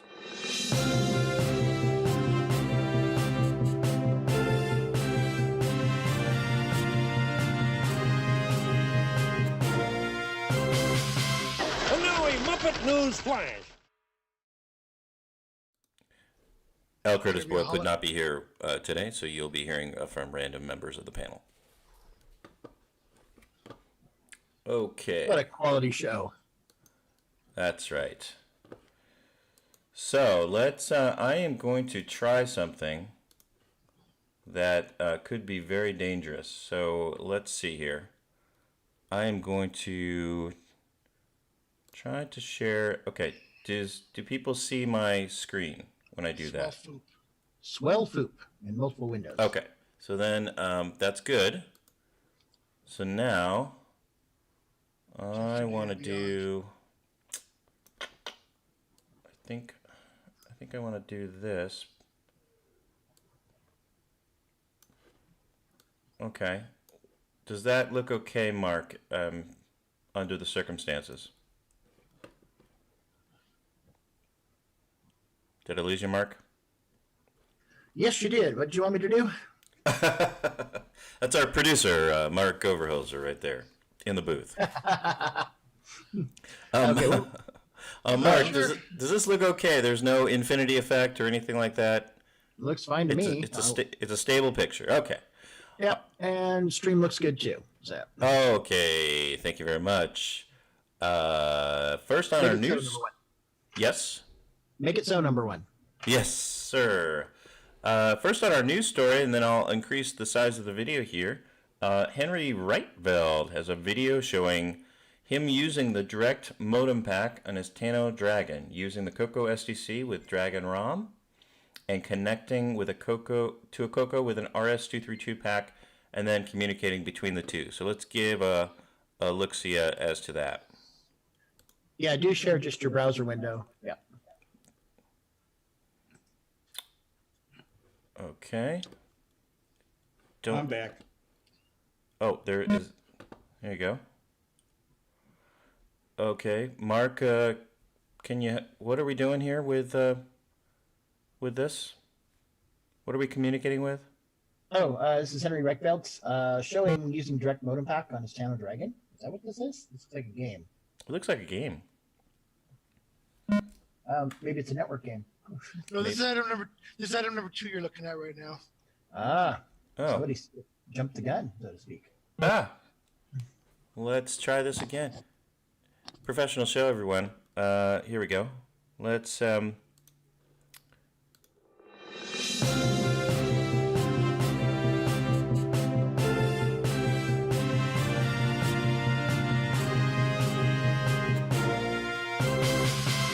now a Muppet News Flash. So first on our list. I thought this was Christmas, not Groundhog Day. First on our list, and I'll make it a new list over here. Okay, first on our list is Henry Reichfeld and his communication engineering skills, his networking engineering skills with a Tano Dragon. Here we go. Share the browser screen. That'll work too.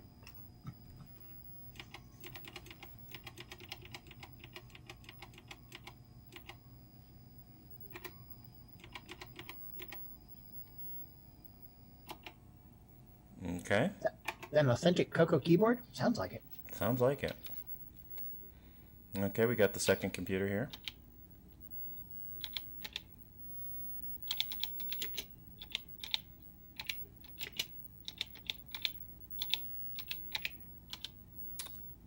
Okay, saying hello, and there it is.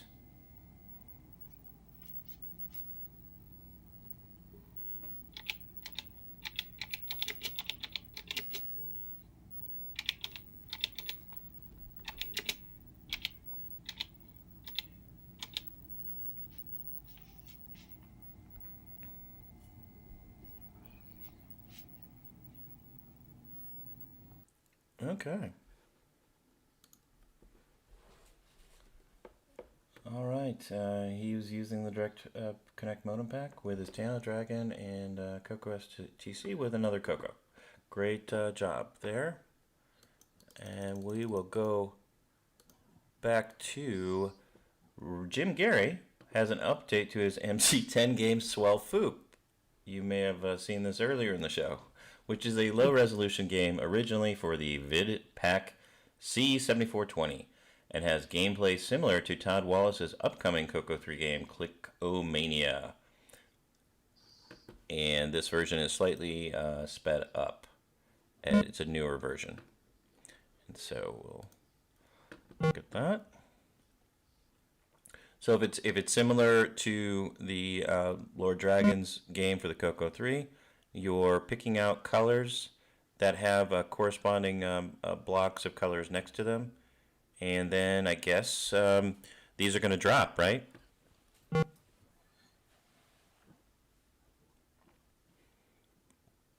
Anyone on the panel, feel free to... That is correct, yes. Yes, that is correct, sir. Yes, the blocks drop down. Whatever colors match, blocks drop, and your goal is to eliminate all the colors. I don't mind if people on the panel take naps, but you can't all take a nap at the same time. That's my only rule. All right, who's got the schedule? Yes, that's right. You could get the same game in Linux. Okay. It's the same game. So it sounds like this is a very popular different puzzle game. So we will provide the links for this in the chat. I'm working on it. Have to edit for content length. 200 character limit on YouTube. Okay. I think we get the point of this game, though, and it looks like it's very well done for the MC10. And we will go to the next Jim Gary game on our list. It's called Battle at Sea, converted from the CP400 to the MC10. Now, can somebody tell me what a CP400 is? That is a Brazilian clone of the CoCo. Ah, thank you. So that is why it's called Batalha no Mar. It's correct.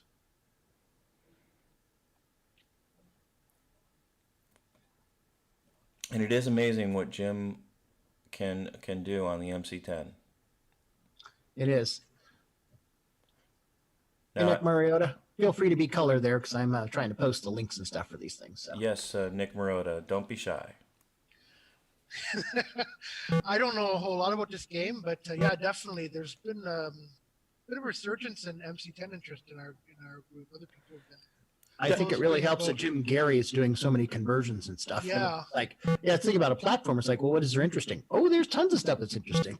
Because that's actually why I asked John earlier about the MCX 128, because people have been looking for RAM expansions and that so they can run stuff like this. So it's pretty interesting to see.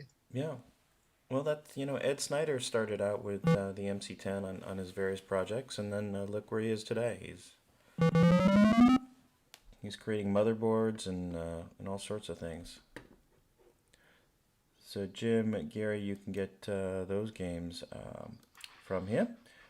Richard Kelly has uploaded a program and documentation. Wait, did you get Tut Tut? Yeah, Tut Tut. One more game. You didn't download the latest copy of the news. I thought I had the latest copy. Okay. Nope. Can we do Tut Tut at the end, or is that required to do right this minute? 10 demerits. Yes, go ahead.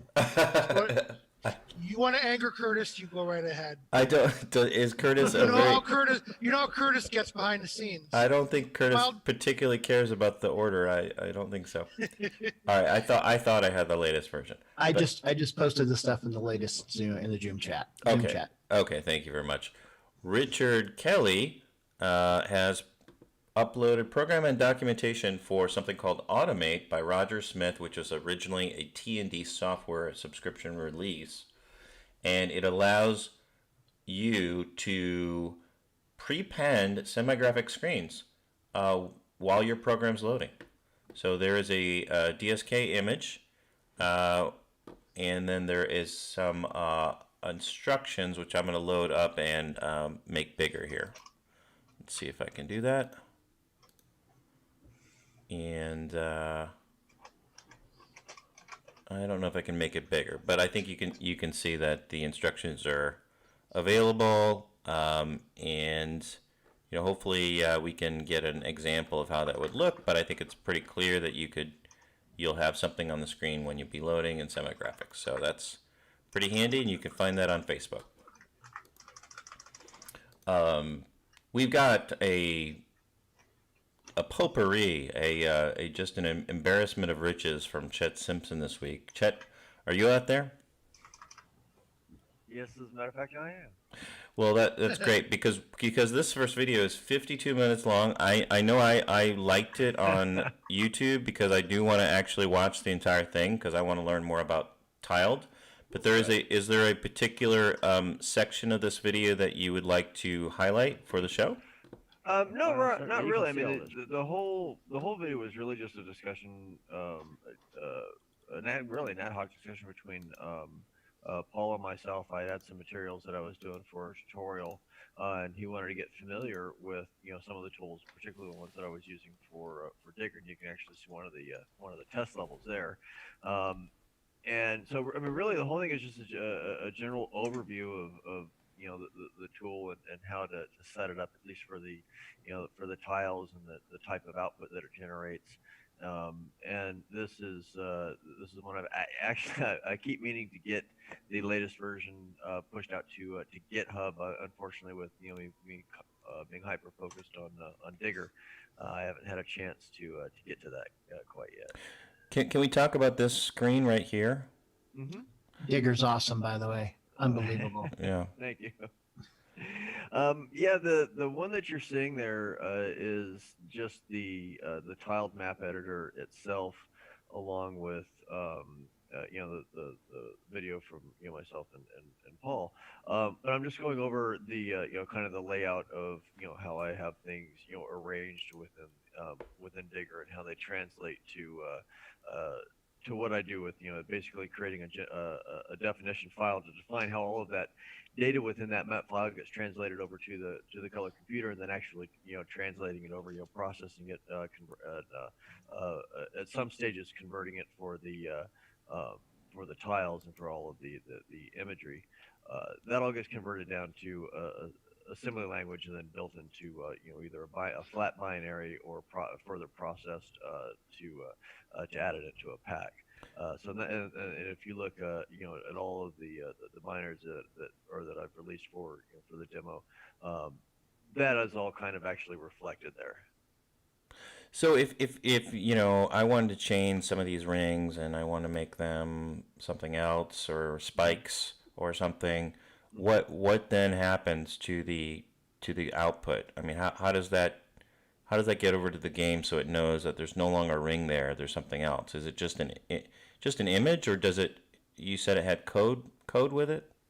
Yeah, for this in particular, when you create a tile set, you want to have a set of attributes associated with it. In this particular case, the ones I was going over with Paul, were things like is it diggable, is it climbable, attributes like that, and then actually assigning them to the tile. So what happens is that if you wanted to change something, say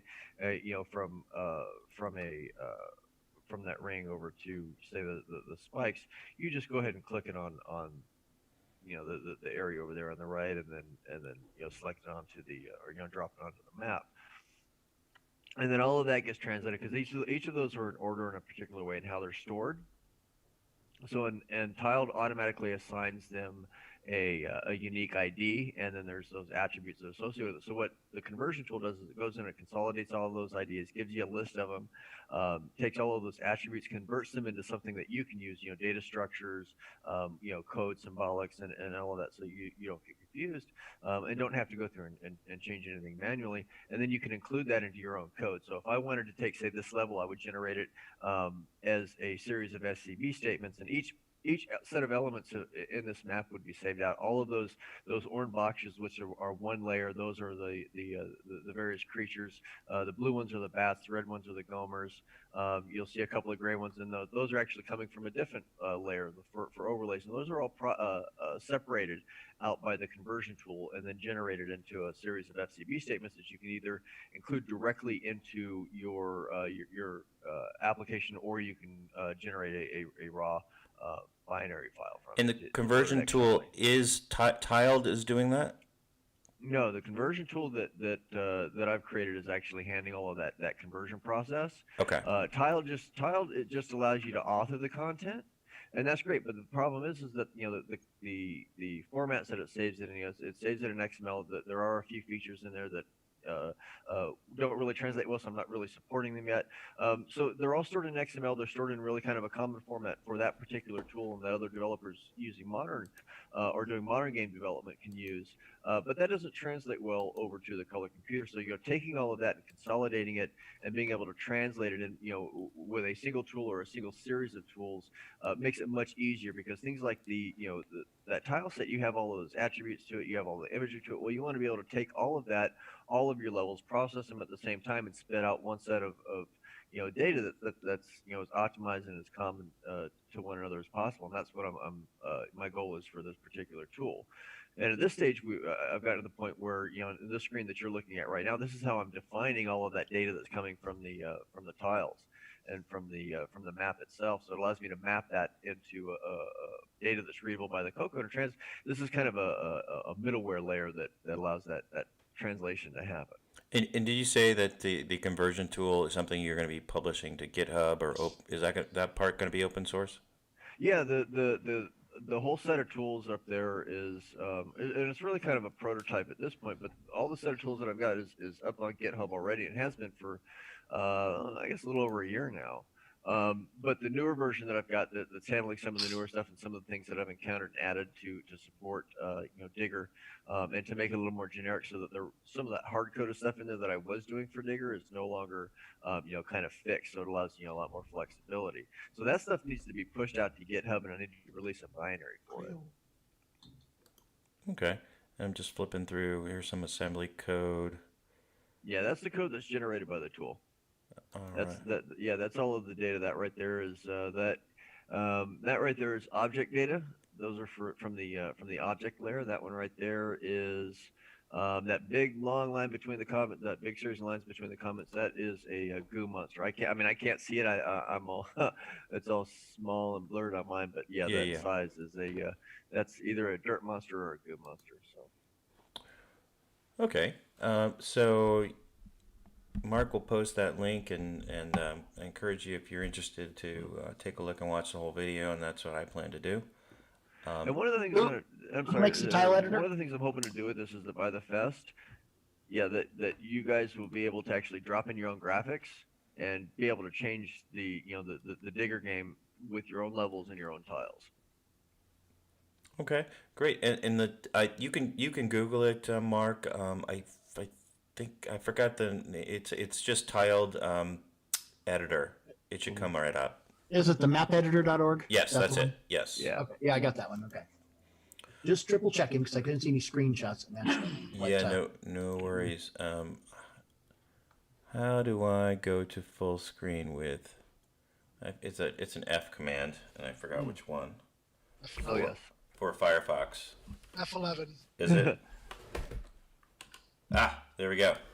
So, Chet, talk to us about Nortel and the StarTalk XT.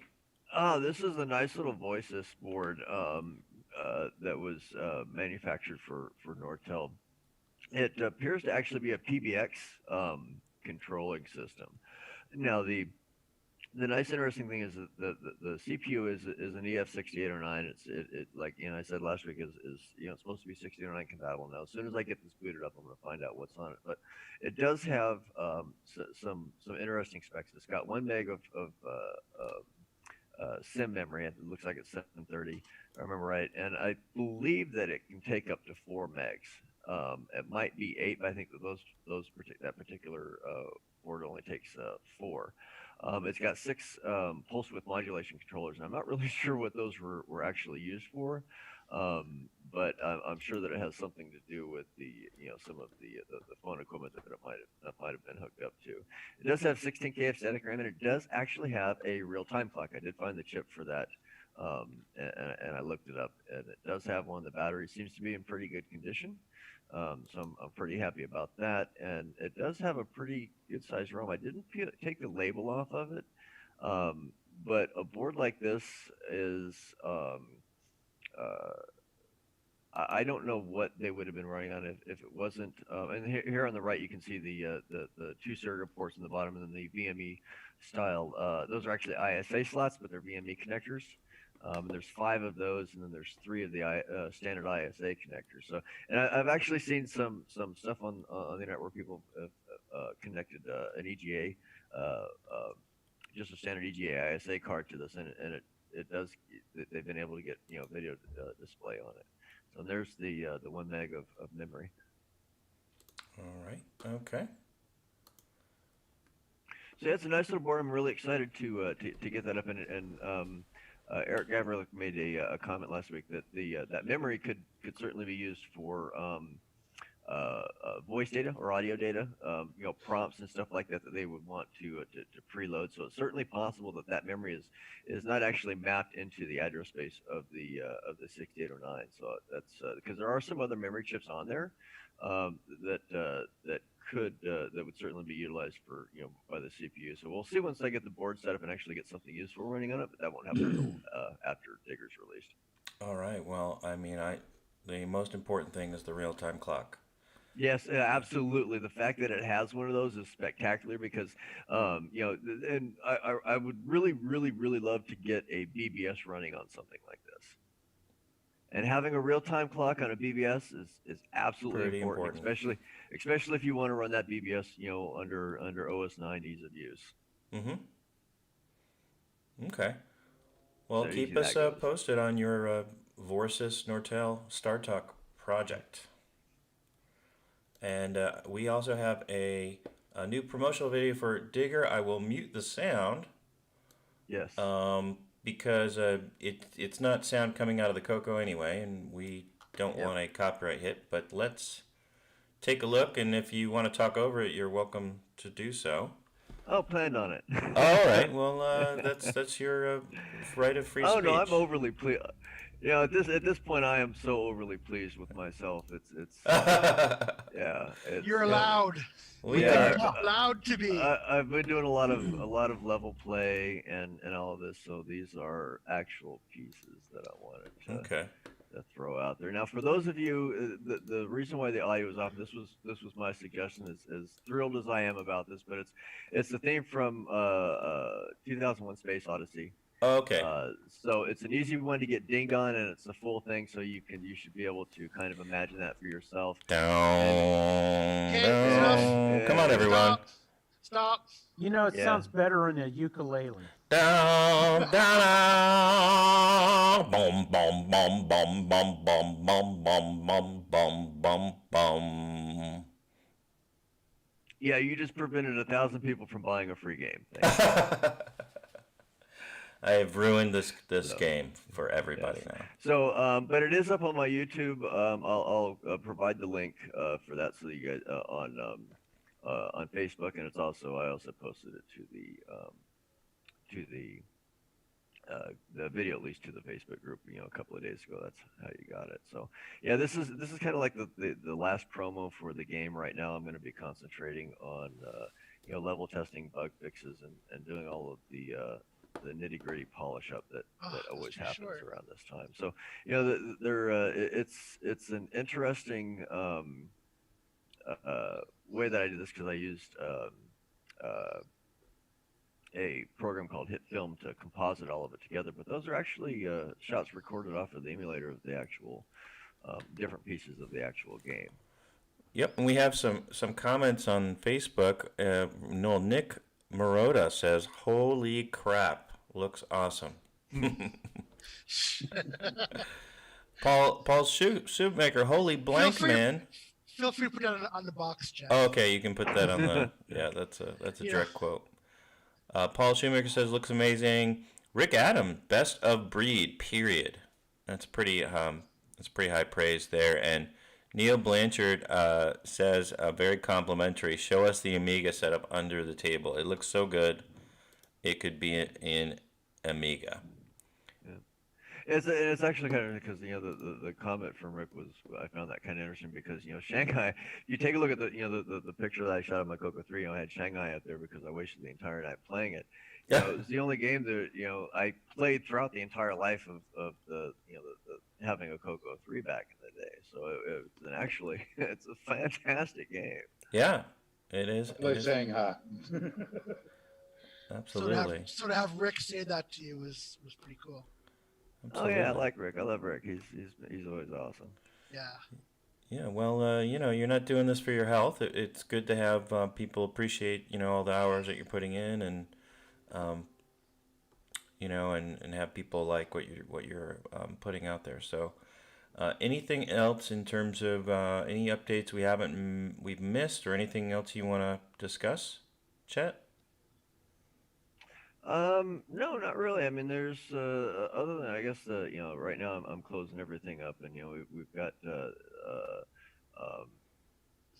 so I'm still expecting sometime between Christmas and middle of January release on it. Right now I'm actually scripting out the first 14 levels, which order they come in, and what changes have to happen to all of those levels in order to make them fit within that particular sequence. So there's a lot of that kind of stuff is going on right now. So I'm not going to really be doing any promos because I'm not going to have time for it. So right now my focus is on getting that polished up, done, and out the door. So I know a lot of people are really excited to get it. Nick is he asks me about it every time I'm in Discord. It's awesome. Yes.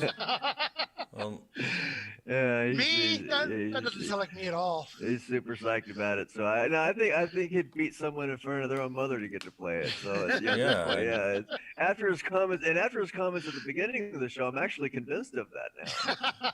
I think Nick has offered to do some ukulele music for the soundtrack. If you. Oh, absolutely. That would be awesome. I'll put a little palm tree in there, have a little wave, and maybe take maybe get that Joe Cast or that Johnny Castaway guy and put him on there. I mean that palette actually fits very well with the CoCo. That was optimized for EGA. So actually maybe somebody will do something with that property. So, but no, that's it for me. All right. Well, thank you, On Chet. Digger anyway. Very cool. Very cool. Very cool. Well, Wayne Aaron put up a video. Rob. Yes, sir. I'm gonna amend my statement and say Digger 3 is gonna be worth having a CoCo 3 for. Well, you've heard it here first. I may have to relax my stance. You can. Having a CoCo 2 alone is just not enough anymore for Nick Marotta. He will have to. This might outsell Nightmare Highway. Nightmare Highway, yes. Yeah. Well, if you paid money, if you got Nightmare for Highway for free, you paid too much. So this could only do. I'm still waiting for my rebate. Well, Wayne Aaron put up a video of him playing the very first game his parents bought him for his CoCo 2 when he was young, and this is a 4K game, and it's actually one of the first CoCo games I ever owned as well. And I did play a lot of it, although all it does is get obscenely fast. But I don't think the music. Oh, there is music in the background. Okay, so we'll have to play it silently, but the sound effects are just absolutely horrid, so you won't be missing much. Let's go ahead and play a little bit of Wayne Aaron. Here we go. And let's full screen. And I'm sure all of you would know the CoCo sound effects for this game. Did everyone have this game? It looks familiar. Galactic Attack? Yeah, I think so. Yeah, I had it. I've played it quite a bit. So yeah, those the special effects or the sound effects are just top notch, man. They're awesome. And they're good for what they were.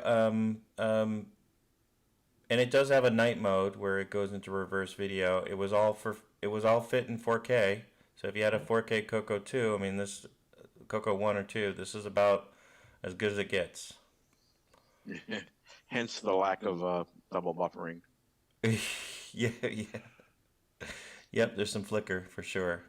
Yeah, no fancy schmancy stuff like buffering. Nope. Pew, pew, pew, pew. All right. Well, we'll follow and subscribe to Wayne's channel if you want to see more videos or notes about his history with the CoCo. So something we've all been very, very excited about is updates to VCC, and there is a new update. I won't really put the screen here full screen because it's not much to read except that Walter Zambodi has updated the 6309 support in VCC and Bill Pierce rebuilt the VCC, the new VCC version to have that. So now you can actually run the 6309 version of Ease of Use in VCC. Anyone have any questions or comments on VCC with full 6309? Anyone? Me. So obviously there might still be some other bugs, but the big ones that Curtis had found in the past have been taken care of. And also Walter's the guy who wanted to make VCC not just Windows only.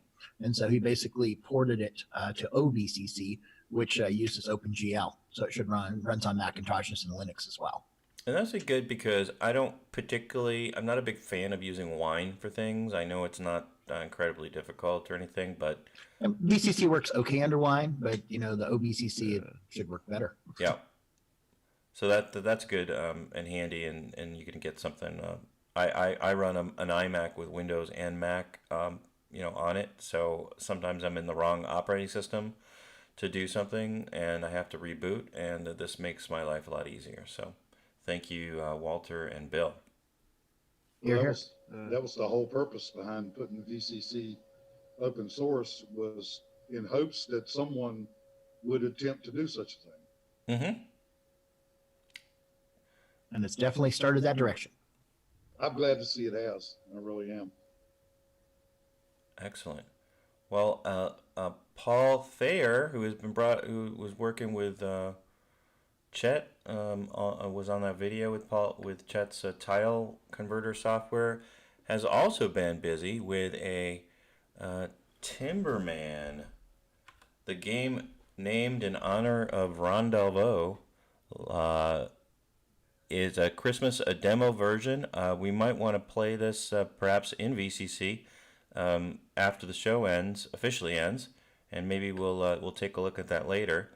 This looks like a GIF that's running here, showing you the graphics a little bit.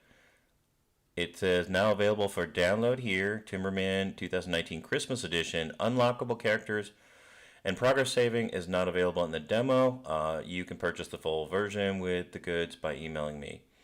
I purchased a one with manual and everything on an SD card at CoCo Fest. And I encourage you to kind of support Paul and chip in a few bucks for this game. It's a lot of fun. There are similar games for the Commodore 64, and I think mobile devices and under different names, but it's a really nice adaptation of this style of game. So, I have the original Timberman. Oh, do you? Yes, do I. So do I. Yeah. Good game. Comes on a little SD card. They did a fantastic job on it. Yes, the packaging is nice, in the Ziploc baggie, no less. Yeah, I feel like Santa's breathing a little heavy though. I don't think Santa's. I think there's a digital edition, so I don't think I got the SD card. Yeah, and by the way, Santa, I mean, chopping down a tree with a candy cane, that's pretty hardcore. That's not a winning formula, I think. Considering he's put on a few pounds, Santa. Well, maybe that's how he's working them off. Yeah, yeah. Help Santa work off the pounds there. You're gonna go through a lot of candy canes, though. All right. Well, thank you, Paul Thayer. We'll check that out in a little bit later. Rick Adams, the legendary Rick Adams, has released various stages of his Shanghai source code on GitHub for historical record purposes. And you can find it here. I'll click on the GitHub, but it's a GitHub, right? It's got code on it, and the link will be in the chat. Any comments about that? Maybe from Shanghai's biggest fan, Chet Simpson. Is there anything that the code being released does for you? Yeah, actually, it does. There's there's always the possibility that I'll dig in there and play with something at some point when I get done. When I get done with Digger, I'm gonna have some free time between projects, getting prepared for that. So I like to be able to take that look at something. So it's certainly a candidate for that. There's also other things like Prince of Persia and things that other people were looking at that have are looking for something on this particular. Yeah, I could go in there and play with it quite a bit. Well, one thing that you could do is if depending on what of the new graphics modes that Curtis can support for the Gimme X, is you could convert the tile sets to be like 256 colors or something like that. Yeah, that was actually one of my first thoughts was updating it for the Gimme X and getting the not just the the updating to 256 colors, but kind of utilize that and the extra CPU clock to kind of take advantage of that and maybe add some effects like tiles fading away or something. Who knows? Absolutely. Well, we'll move on to your Amigos Retros Gaming. I don't know if they're. Did you get the correction on that? It's not Outhouse, but Buzzard Bait. Mm-hmm. It is Buzzard Bait. Okay, I don't have. Okay, yeah. Thank you for that. The Amigos are always up to something. I encourage you to subscribe to their page, and they're doing some more CoCo stuff. I'll just flip through this really Hi, everybody. Quickly. Well, here, let's see. It's certainly you can watch the whole show. They're going to go through Sands of Egypt, And I think those are the wrong colors, Mark. Wait, no, it's right. It's the right because colors. the water's blue. Is water supposed to be blue? Yeah, and the sky can be No, orange. the water's supposed to be orange. Oh, see, my pool, the water's orange. I think I have to get it cleaned. That's the acid Mine's water green. that we were talking about earlier. Yes, that's right. Oh, there you go. Yeah, that's the correct color set. There we go. And then Buzzard Bait by Tom Mix Software. And I think somebody, wasn't it Nick Marotta that mentioned this was your favorite game? This is my favorite game, so I haven't watched this review yet. So I'm really hoping that there was no disparaging comments like there were with Donkey King. Well, let's take a quick listen and see where we catch them in the conversation about Buzzard Bait. Have two people playing sucker. It Yeah. makes it more fun.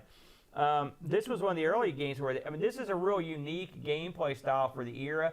Williams was on fire for a while. And you're talking about the same company that was putting out, Robotron and Defender. Yeah, they had a bunch of crazy, and it's Stargate and all those. And this was really one of their wackiest games where you mount an ostrich and fight other people mounted on ostriches that are knights. And every time you would land on a bird or an ostrich, you would knock off the rider and the thing would lay an egg and you picked it up. Just wacky. It is wacky. And one thing that the arcade had was some awesome sound. Let me see if I can get them talking about the great CoCo. game. And the Rampage, and it's included on the instructions. We've done it again. So clearly, they make no bones about the fact that they've ripped off Joust. Okay, it's amazing. Okay. Inspired by. Gall Thank or the, you. the Thank you, Nick. bravado that you would mention the game you're ripping off in your ad. It's truly astounding to me. Okay, but how do you Notice that like there the are game? some omissions. The one that I noticed was a egg wave. Right. Where's the egg wave at? Yeah, that's weird. There's Isn't an it? egg wave. Because they really got everything else, including if you played There's egg Joust, waves like I in said, you Egg get on Wave these things and 5. fly around. You try Yeah. to dismount the other knights. And Okay, I'm as writing you an angry go- letter. As you progress through the As we levels, speak. parts Yes, of the levels sir. disappear. I am Desperate outraged. refund. I am outraged. All right. Well, I think Nick Marotta is gonna have a few words to say to the amigos. A few stern words. That's right. I love these guys. I hope they know I'm kidding. They have a great show. Oh, they're great. And the thing is, though, they just keep talking, right? So they'll probably, they work out things. They have a really good rapport and chemistry, and maybe they didn't notice the egg wave, or who knows? They're only on wave 2. Maybe they'll get to wave 5 and say, "Aha, there is an egg wave." And it's all recorded live. And, So and we owe Nick an apology. yeah, send them anything that you see that may not be correct. I'm sure they'll correct it in subsequent shows.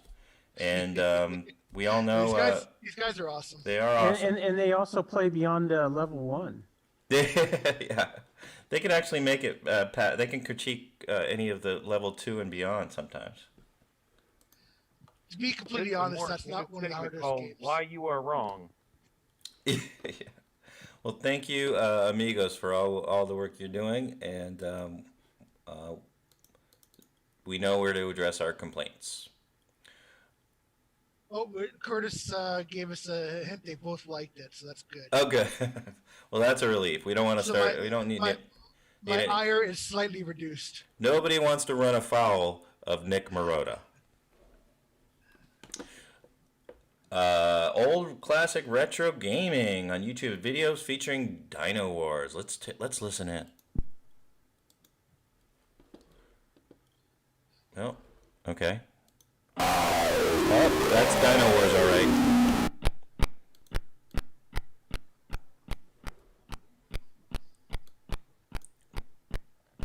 What is Okay. this, dancing dinos? Synchronized dance? Yeah, synchronized dance. It's a dance-off. Do they have like one joystick plugged into 2 ports? I don't know, but Okay. Because that's like totally synchronized. They're doing challenge the you- Cotton I Eye challenge Joe. you to a dance-off. I still want it on my CoCo 3. Oh wow! And I one of forgot them, about one of that. them died of boredom. Must have been watching CoCoTALK. Must have been. Either that or embarrassment. Like, Yeah, modern update of this would be awesome. And this game fit into 4K, did it not? Yes. Yes, Yes. it did. There was there is kind of a modern version of this on the Amiga. Called Dino Wars. All right. Well, ladies, oh my goodness. All right. Well, boy, they played this for a while, longer than I could. Wow. Well, thank you, old classic retro gaming, and we promise you there are a few better games for the CoCo, so don't give up. Keep trying. Nightmare Highway. That's one of them.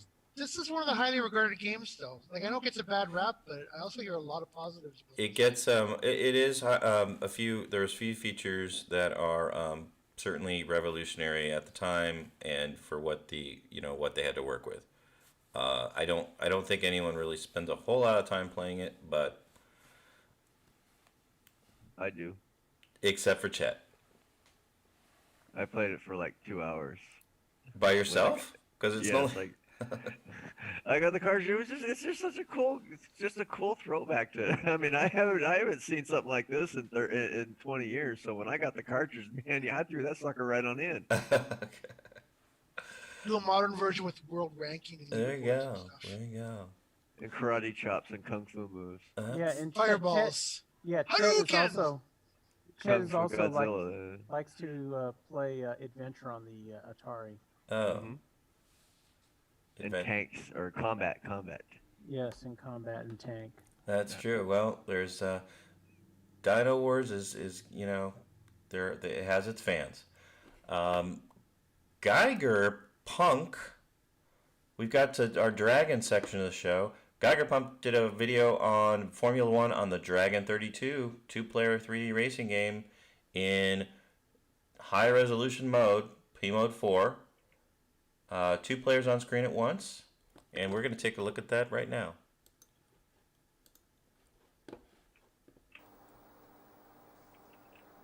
Hello, you. This is Formula One on the Dragon 32, and I've got no idea what to expect here. I just thought, let's see if there's any games on the Dragon that aren't basically platforms or maze games, and I saw Formula One. This list of tape images that I got, and went, well, I've got to try that now, haven't I? Is this going to be 3D? Is this going to be into the screen, or is this going to be overhead view? Is this going to be overhead view of a car in a maze? I honestly don't know. All I know is the instructions here say exec at the end of the file name. So if that says okay, so I'll take check, and we'll see where we end up. I'm holding my breath. Let's zoom in while I remember. You know, he sounds like Simon Cowell. About right. About right, isn't it? Right. Here we go in 3. As long as he didn't sleep with your wife, Richard. Enter name of player. Well, that's kind of high res and a little bit more AFX-y. Well, let's go with. Cool. Can we do the full? Okay, you got the PAL artifacting going on here. Geiger it is then. Player 2. Null. Oh, hang on that. Oh, it has a GUI. Yes, I think. Hey, we've got joystick. Wow. That's really weird. When the joystick moves, I don't know if you can see this, but you can see a sort of grid pattern on the black there. I mean, if I zoom in anymore, it's going to be, you won't be able to, you'll be zoomed in on the centre bit of custard yellow there, won't you? Okay. Yeah, that Moore effect is really quite something. Right, well, we will use a computer track, yes. I don't want to. There is a all right, let's 3. move it on. Let's really push the boat out, eh? Here we go. Oh, blimey. If it's taking that long to draw 2 players at top and bottom. What's the game? Oh, well, okay. it's kind of like Pitfall. Do we have any sound, or is that too much to hope for? That reminds me of Desert Rider. Press fire. Yeah. Don't tell me it's forward. Don't be forward to accelerate on an analog joystick, please. It's forward to accelerate on an analog joystick. Right, well, I've zipped off the... Ooh. Oh. The speed. Well, that's quite an effect, isn't it? Sounds like a Geiger counter. we've got some kind of sound. I wonder if I push forward on the other. There we go, the other one's moving. Apparently Yeah, 22 I'm in miles front of an the hour. custard yellow. Am I doing? No. I was doing 22 miles an hour because I was looking at the other. Come on, turn. Isn't that the buff color? You know, this is actually pretty impressive. You call it custard. I think that's just an effect of the PAL. I don't think that... You can kind of almost believe it's... I mean, the sprite, the high-res sprite is really nice and detailed. The sound, just kind of less so. Is that meant to be the sound of two Formula One cars? I mean, let's see what's going on here. It does appear to be kind of random. Whee! There's the... Oh dear, I ran into the back of him. Okay. Are you kidding me? Because I ran into the back of him. There's an insurance job for you. He was piddling along. He had I a slammed better into the back of lawyer, him okay? doing 240, so I lose, even though the fact He that had they haven't even Allstate. finished the lap yet. Right, no, not the same again. Yes, we will use a computer track. Okay, so yeah, it's pretty We'll have to wait good. for it to finish drawing Pretty good Brazil, P-Mo I 4 guess. game. Do we have more? It's too bad they couldn't have made it CoCo compatible to have some of our colors in it, but that was Formula One on the Dragon 32. And next we have Pets. Okay, we have a bunch of videos from Petsagym 1. We got educational games and all sorts of things, so I'm going to just kind of... Same videos, just there's 4 games in there, so there's time offsets. So I'll post them all here. Oh, those are time offsets? Okay. Yeah. I didn't recognize that. Okay.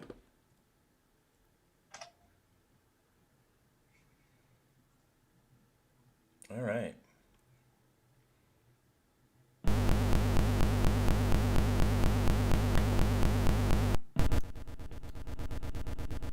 Okay, we're taking some picking up a load. And where are we taking it? Over to this left hand. Okay. Probably putting all squares together. I'm just circles. Okay. And then he's putting it down into the pit. I know my shapes. Yeah, Stevie would really enjoy this game. I think it's pretty cool. I don't think there's anything like levels, so I think Stevie would really like this game. I don't know. He might have to read the instruction manual though. Oh, it's okay. I'm sure it's got lots of good pictures. I'm sure you'd have to use a cheat code of some sort. All right. Well, we can move on to the next one here. And all our pay is going to get docked this week too, from what we just said. Oh, is it? Yeah. Well, you know that Overlord Stevie. You said this was the same. Oh no, it's different. Yeah. It's drawing here. Okay, so we got a box, and we got a guy, a magician, clown. He looks like a homeless guy. You calling me? Am I some kind of clown to you? With a top hat. And don't forget, we have Tut Tut from Jim Gary. Oh, we will not forget that. You better not. No one runs afoul of Jim Gary and gets away with it. Exactly. All right, again, something about shapes. Is that important to kids to learn shapes? Uh-huh. Guess so. Okay. So, That's impressive. I guess it's matching some shapes of some kind. And here we are with more. Okay, Mr. Brock is really into shapes. I'm still trying to get those square pegs into a round hole. Yes. Okay, it feels like the same game. Oh, here we go. Alright. I think we get the, we get it. If you like shapes, then this is going to be for you. Or if you want to introduce your kids to retro educational gaming. Absolutely. So you got your choice of some dragon things there. This happens to be Bill Pierce's website. We talked about that earlier. There's all sorts of music stuff and different lists of programs and utilities and his favorite OS 9 utilities, including different file managers. He's got some VCC setup guides and DriveWire and other things there. So be sure to check that out from earlier in the show. And then where is the link? You posted it in the chat for Tut Tut. Here we go. Oh, I think I clicked on the wrong thing.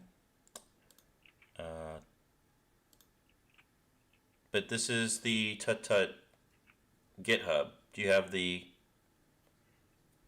video? Yeah, it's a link above that. Oh, sorry. Okay. All right. Game ported from the Sinclair Spectrum. Let's take a look.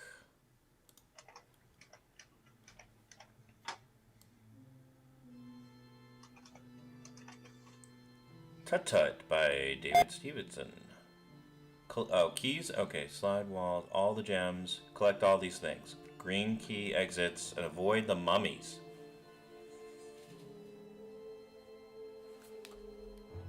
Okay, I hear some music, so I'm gonna mute it.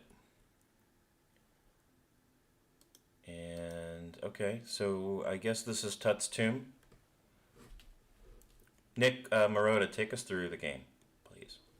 I've never seen this game ever in my life. That's okay. You're like you're a visionary, a soothsayer of game. Okay, well, you just picked up a diamond, so that's a really good start. And you avoided that guy. Now we're pick your brother diamond. Now so yes, I'm pretty. Got to collect a bunch of different things. And that definitely is the mummies, those white. Using the same X and Y for the animations we've seen in other games. Oh, there you go. He's except a running character. Looks like a running character, and he just hid from the mummy. Okay, he's waiting for the mummy to pass. There you go. And then I guess he has to go up to the exit now. No, this is the chromosome game. Oh, this might be some gender confusion then going on with Jim. Well, look, there's an air gauge, so that's your time. Oh, yes. So yeah, you have only a certain length of time.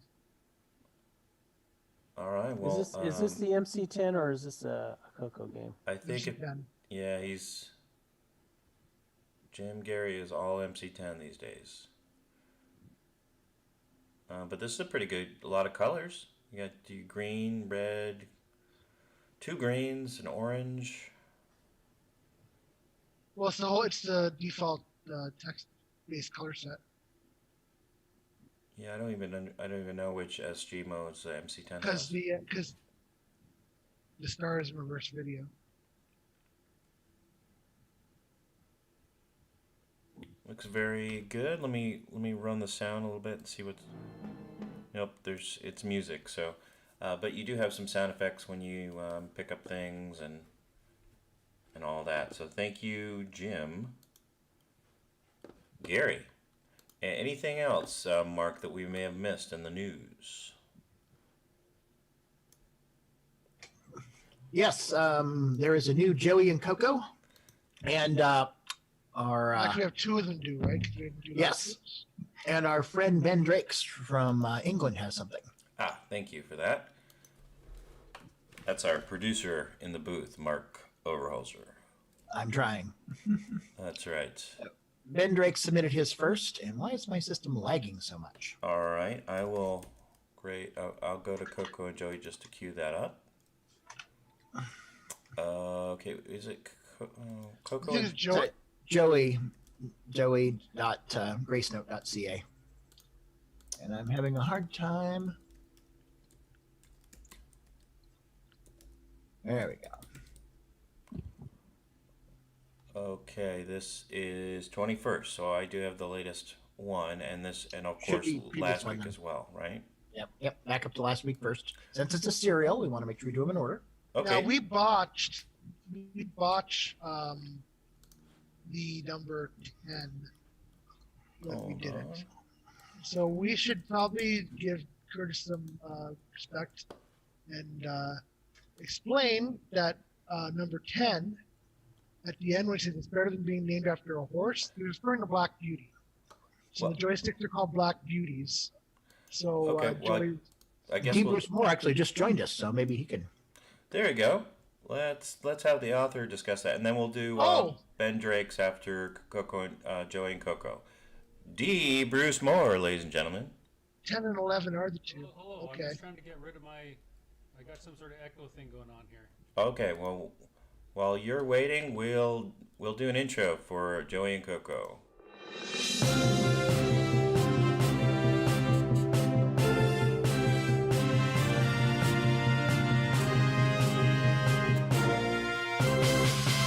And now a Muppet News Flash. CoCo. How about now? Okay, yeah, I got rid of my echo. We can't really hear you, though. Can you increase your volume? He's in my left ear. How's that? That's a little better. That's a little better. He's in glorious mono. Glorious mono. I like. Website only. Okay, so let's go back to the web screen, and we're gonna go full screen. So yeah, let Bruce start where he wants to. All right, Bruce, which one should we start with? December 7th? Totally botched number 10 for him. Oh, should we start with 9? Do we want to do a repeat of 9 and kind of get people back into it, or want to start with 10? Whatever you want to do. Yeah. Well, 9. Let me see. Yeah. What's 9? Yeah. Because 10 we didn't get the joke properly because we didn't read 9 first, and too much time had elapsed. So we should go back to 9. Okay. Okay. The floor is yours, Bruce. Binge watching sometimes. I can barely see it. Actually. You click on the individual. Hold on.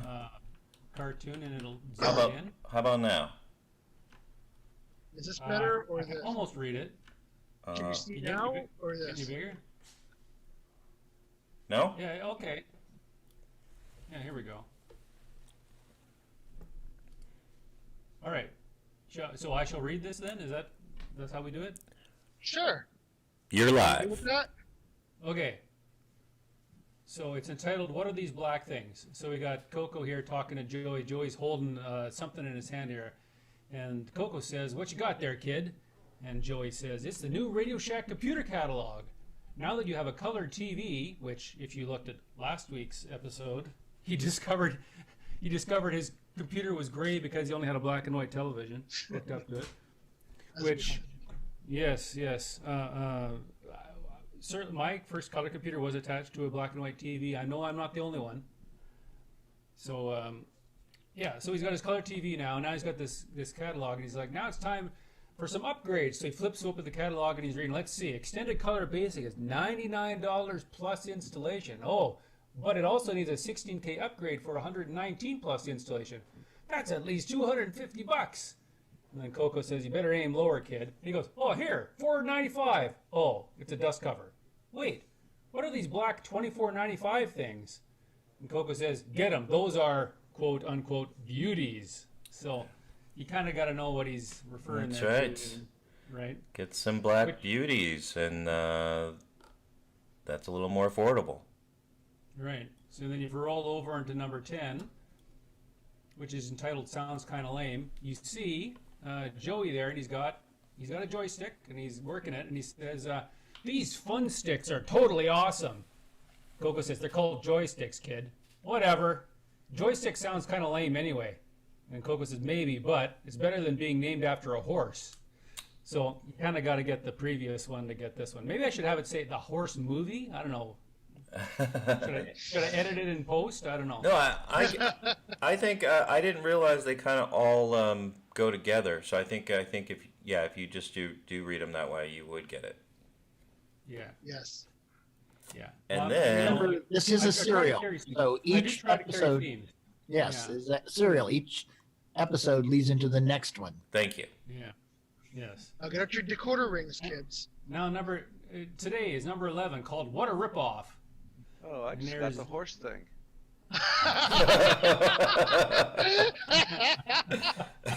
We'll wait for you, Mark, to catch up. Don't worry. So Joey's got he's got a lot of a concerned look on. He's actually looking pretty angry, and he's holding a book in his hand again. And CoCo says to him, "What's wrong, kid?" And Joey's all angry. He says, "What a ripoff! My Color Basic Manual only has 13 chapters, but the one at Radio Shack has way more. Why would they do that?" And CoCo says, "The manual wasn't ready, but they didn't want to miss Christmas sales, so they shipped what they had." And Joey's like, "Grrr, I'm taking this back and demanding an exchange." And CoCo says, "Maybe see if you can keep the old one in case it becomes a collector's item." And off screen you hear Joey say, "Who'd want a half-baked manual?" And to which CoCo replies, "You'd be surprised." That's right. Does anybody have that original 13-chapter Color Basic Manual? Yes, I do. I have one. Yeah. I think I might. I'll have to look. Yeah. I also have 2 Revision C CoCo 1s. 2? 2. Man. All right. Well, those are pretty rare. Joey and CoCo always up to something, and I'm a little worried about Joey because he has very long conversations with this computer. Isn't that normal? It could be. I think we framed the new reality. That's right. I'm digging Nick Marota's screen there in the background. I'm digging that. Oh yeah. Nick Marota. Where do I see him? I do not see Nick Marota. Oh, Nick I'm Marota. here. I was thinking of Nick. Hi, Rob. Have you Marentes. done that before? Oh my goodness. Crikey! Sorry, I thought we're done with Nick Marota. I was down under. Yeah. Oh. Ben Drake's up next. Ben Drake's. Okay, is the link in the Zoom chat? Yeah, I posted Zoom chat. Yep, there's 2 of them. Okay. Take the first one. Okay, we're going to go to 2 and it didn't seem to like that. Hold on. You have to highlight it and then copy. Yep. It's not real smart with links, even though it knows they're links. Oh dear. Okay, I'm gonna have to copy each half. Yep. Stall for time. Nick. Jeopardy 30-second theme. Dun, dun, dun. Oh, should I? No, we can't afford that. Well, we've always got.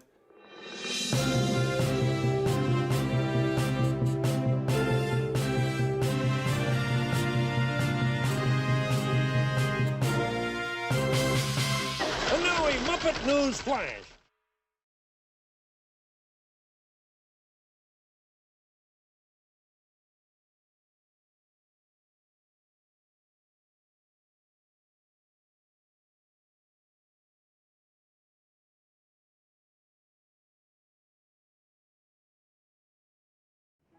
And now, CoCo Thoughts by Samuel Gimes. How can one state that one doesn't like Donkey Kong, but then say Donkey King is bad because it's not just like Donkey Kong? Hi, I'm Tim. Playing Daggerith like that idiot from the book. You're watching CoCoTALK.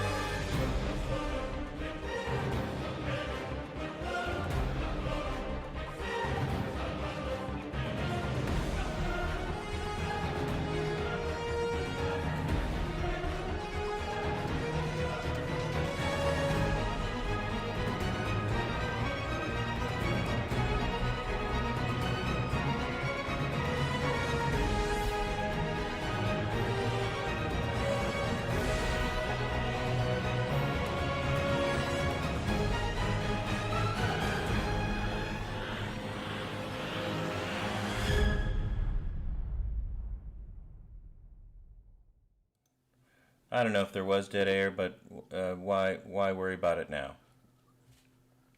I can hear the boomerang commercial. Okay. That might have just been our working on the links issue. Anyway, Mark, I believe you're going to share your screen, so I'm going to stop sharing audio. So just a second. Yep. And let me go to Zoom.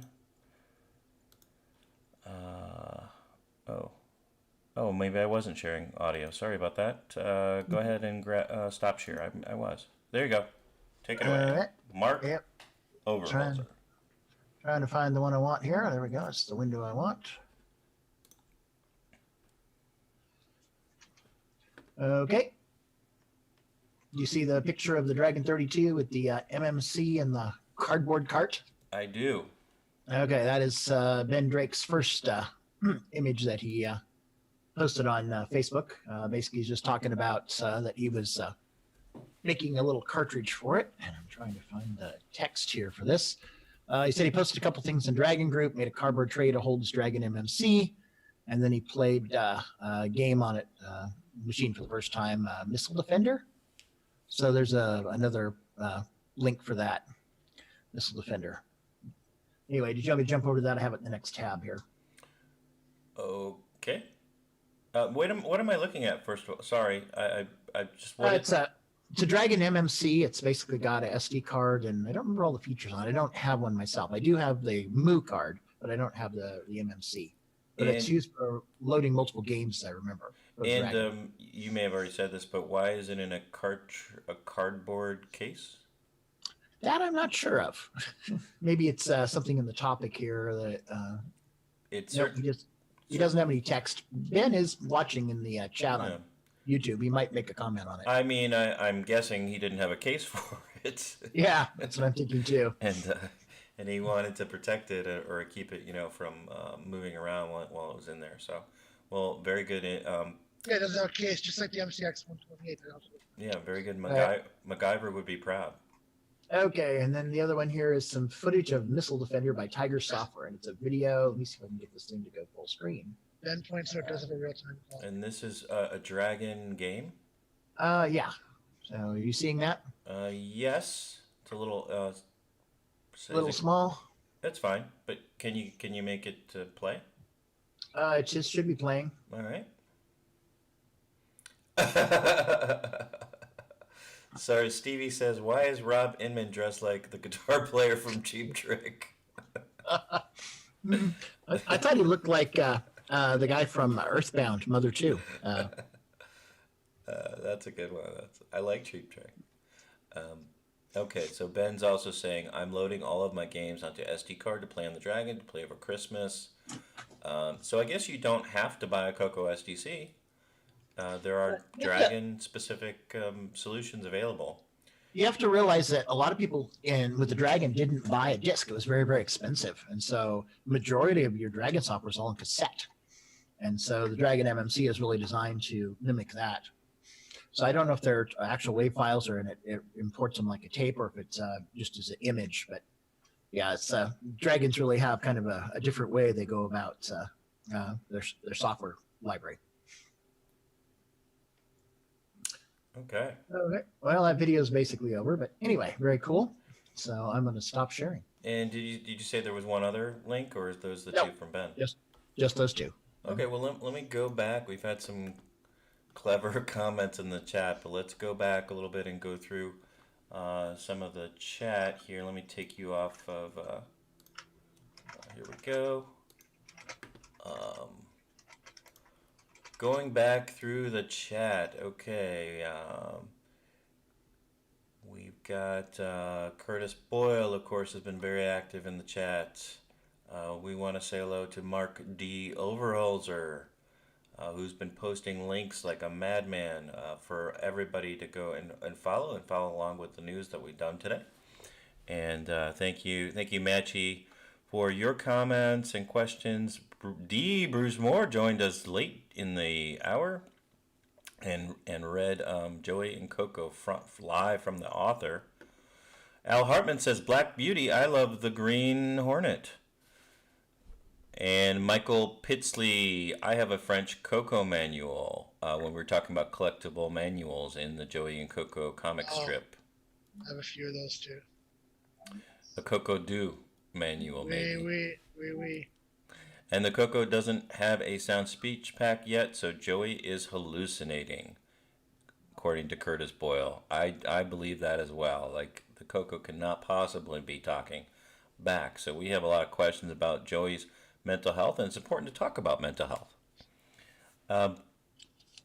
Thanks for keeping the flame alive, Stevie Stroh. We appreciate you. Sneaker Quinn pointed out that we had dead air, and it wouldn't be the first time, and it won't be the last. Sneaker, but thank you for pointing that out. And Nick Marotta says, was the dead air an improvement?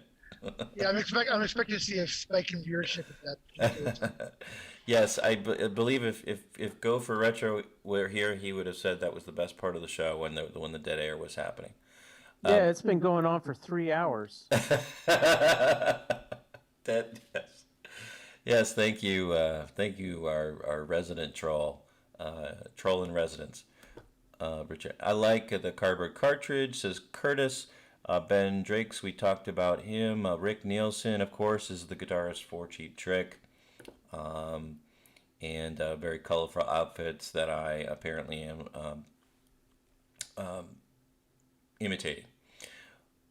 Mark Overhalser says that I think that Rob Inman looks like Ness from the SNES game Earthbound, known as Mother 2 in Japan. So I'm gonna have to fire that one up in my emulator and see if that's. I just posted a screenshot link from Wikipedia there underneath Al Hartman's video link. Okay, and Al Hartman's posting something. Green Hornet. Al Hartman posting a Green Hornet link, and then Mark D. Overholzer letting us know what he's talking about with that image. Okay. All right. Well, we could run the closing credits. Are we still up for showing a little bit of a live Paul Thayer and a little bit of a live playing of Digger 3 preview? Say hi to Simon Jonasson. He just joined us. Oh, actually, thank you, Simon, for joining, because I had meant to talk about your Christmas demo. So, well, why don't we then just take a break, short break, and then we're gonna come back with Simon, and maybe we can ask you a couple of questions about your demo, Simon. So we'll be right back after these words. Okay. Hi everybody, this is Siri, Apple's personal assistant and beatbox professional. You're watching CoCoTALK with the original gamer, Stevie Stroh. You're off, Siri. I was here first. We'll return after these announcements. What's going on, everybody? Stevie Stroh, and I want to say thank you for continuing to watch and listen to CoCoTALK. We love doing this show. We think we put together a pretty good show for you, but this show could be better with your help. So if you would like to send a feedback, a comment, a suggestion, a show topic, or maybe even your own little segment or bumper, then send it to us via email to cocotalk@cocotalk.live. This show would be nothing without you. Love to hear from you. This is Ken Reichert, author of Nightmare Highway. Nightmare Highway. And you're experiencing CoCoTALK? Yes, Nightmare Highway. Can I get a Nightmare Highway echo in here? Nightmare Highway. Thank you. Simon Jonasson, how are you doing, and what are you up to? And I'm going to try to look for your Christmas demo, but Merry Christmas or Happy Holidays to you, and welcome to the show. Thank you very much. I joined very late because I've been working on that demo again, because I posted Rendezvous a new version, but it's not tuned enough to show you yet, because there will be music with the rotating Santa.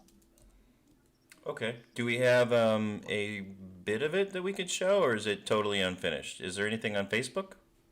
On Ron's Garage, there's a small, tiny clip. Okay. I don't know if I can... Is that a separate Facebook group, Ron's Garage? Yes, it is. I don't know if I'm a member. You're not. You're not part of the elite. Another 10 demerits, man. What? Oh my goodness. What? Don't I get enough? Get enough of Ron? I can make you a member if. I have just joined. Let's do a background check. All right. And a $10 fee. Yes. Okay. And you are now approved. Approved. I made it. I made it. You are real now. I am real. I'm somebody. Just don't get locked in that garage. I worry about that. We could do a little And Ron's don't hate Garage those right cans. now, That's right. Since I'm up. Oh, should we do a Ron's Garage with Simon Yeah. Jonason? Let's just do that. Ron, ladies and gentlemen.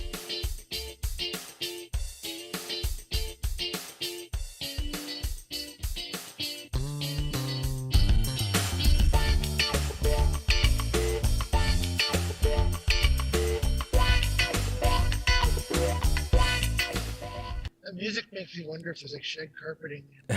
Oh, there's many things that happen in Ron's Garage that we shall not talk about. Are you going to bring it up? Yeah. Yes, I will. So let's do that. Here we go. And Oh, cool. we will go to Ron's Garage. I've got anything we should. Here, I can zoom in. This is technology right here. Yes, sir. That's my new title page up there. That's Scroll right. down. Very nice. Nice guy. I have, I must say that I received Roger Taylor's DVD. It was awesome. So that actually did go ahead. Yes, and there's a new link that's clean that you would enjoy. You can go right to order the DVD. Alrighty. At Kunaki there. Anyway, go ahead and scroll down. You know that disc is awesome. I spent an hour going through all the goodies on it. Well, let's talk about the disc really quick, and then go down further down the page. So you've got. It's great. Did you play the Xmas Smash? Yes. In fact, if you could see in the background, I have a real-looking fire going with the Christmas music playing. One of the things in there that he's got. That must be the Yule log. Christmas, right. The Christmas Smash is a game of breaking Christmas ornaments, which is cool. Okay. It's like his last game that, if I can remember properly, what did he have? Bells, I think. Anyway, lots of good stuff on there. Tons of good stuff. Music. There's a lot of CoCo goodies. All right. How much was it? Do you recall? It's 19, I think. $19. All right. But check it out. It's well worth it. Lots and lots of goodies. There's a couple of videos on there too to watch. It's real good.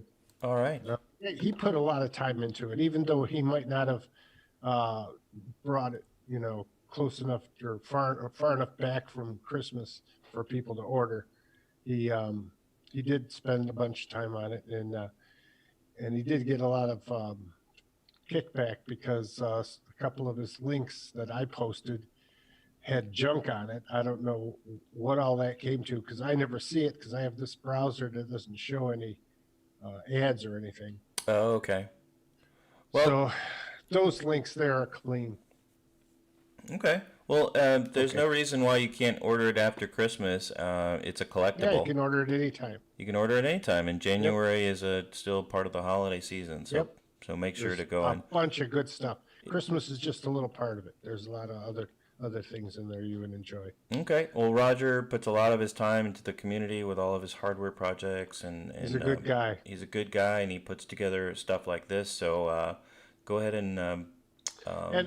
The guy had me do the artwork. I mean, how much better can you go? That's right, exactly. Okay. So I'll post the link in the YouTube chat, and there's Ron Delvaux getting his DVD in the mail. There's a fireplace he has going that's in there. Keep going. All right. And the link again. Okay. Keep going. This is a picture that I made. I put it on the CoCo, and it came out really good. Look at. Oh, okay. So that's the picture. Now, where did you create this on? PC? Yeah, I use Corel Draw. Okay, Corel Draw, and then And there it is you, on the CoCo using High Color 2 by Sockmaster. Okay, so you use Sockmaster High Color 2 to convert it to 16 colors, I suppose, a 16 color mode? Well, it's actually more because it's switching 2 pages. Oh, it's flipping. Okay, so it's Yes. more than 16 colors because it's doing that flip. And then this is what it looks like. Yeah, it looks great on the CoCo. And it's downloadable. There's a link on my Ron's Garage there. You'll see it. All right. It's RSMS. Okay. Download the file. All right, and then we have Simon Jonasson has does it again for Christmas. So do we have this? Down a little further. Keep going. Okay. Keep going. Oh, okay. Keep going. That's Christmas for Model 1 and 2. Sure. There it is, right there. Okay, now I have a program like this. Make it big. Yep. There it is.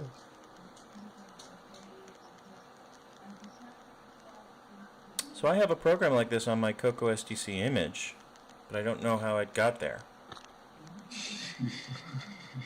When did you do it, Simon? I put it in the opening of the show. So Yeah, I actually did that about a year or two ago, but I kind of revisited it today, thinking, okay, let's put some music with it. Oh, okay. So you were going to add music to that. Okay, so because I did actually. I found this in the demo section of my CoCo STC, and I added a little bit of it to the show this morning. So you're still working on this, Simon, and you'll post further updates to the Ron's Garage. Yeah. I just actually posted Ron the music in a separate file. Okay. Right. The screen's going to look totally naff because it's just playing the music. But Ron has a version of the animation, which is actually real time. It's not an animation, it's actually real time.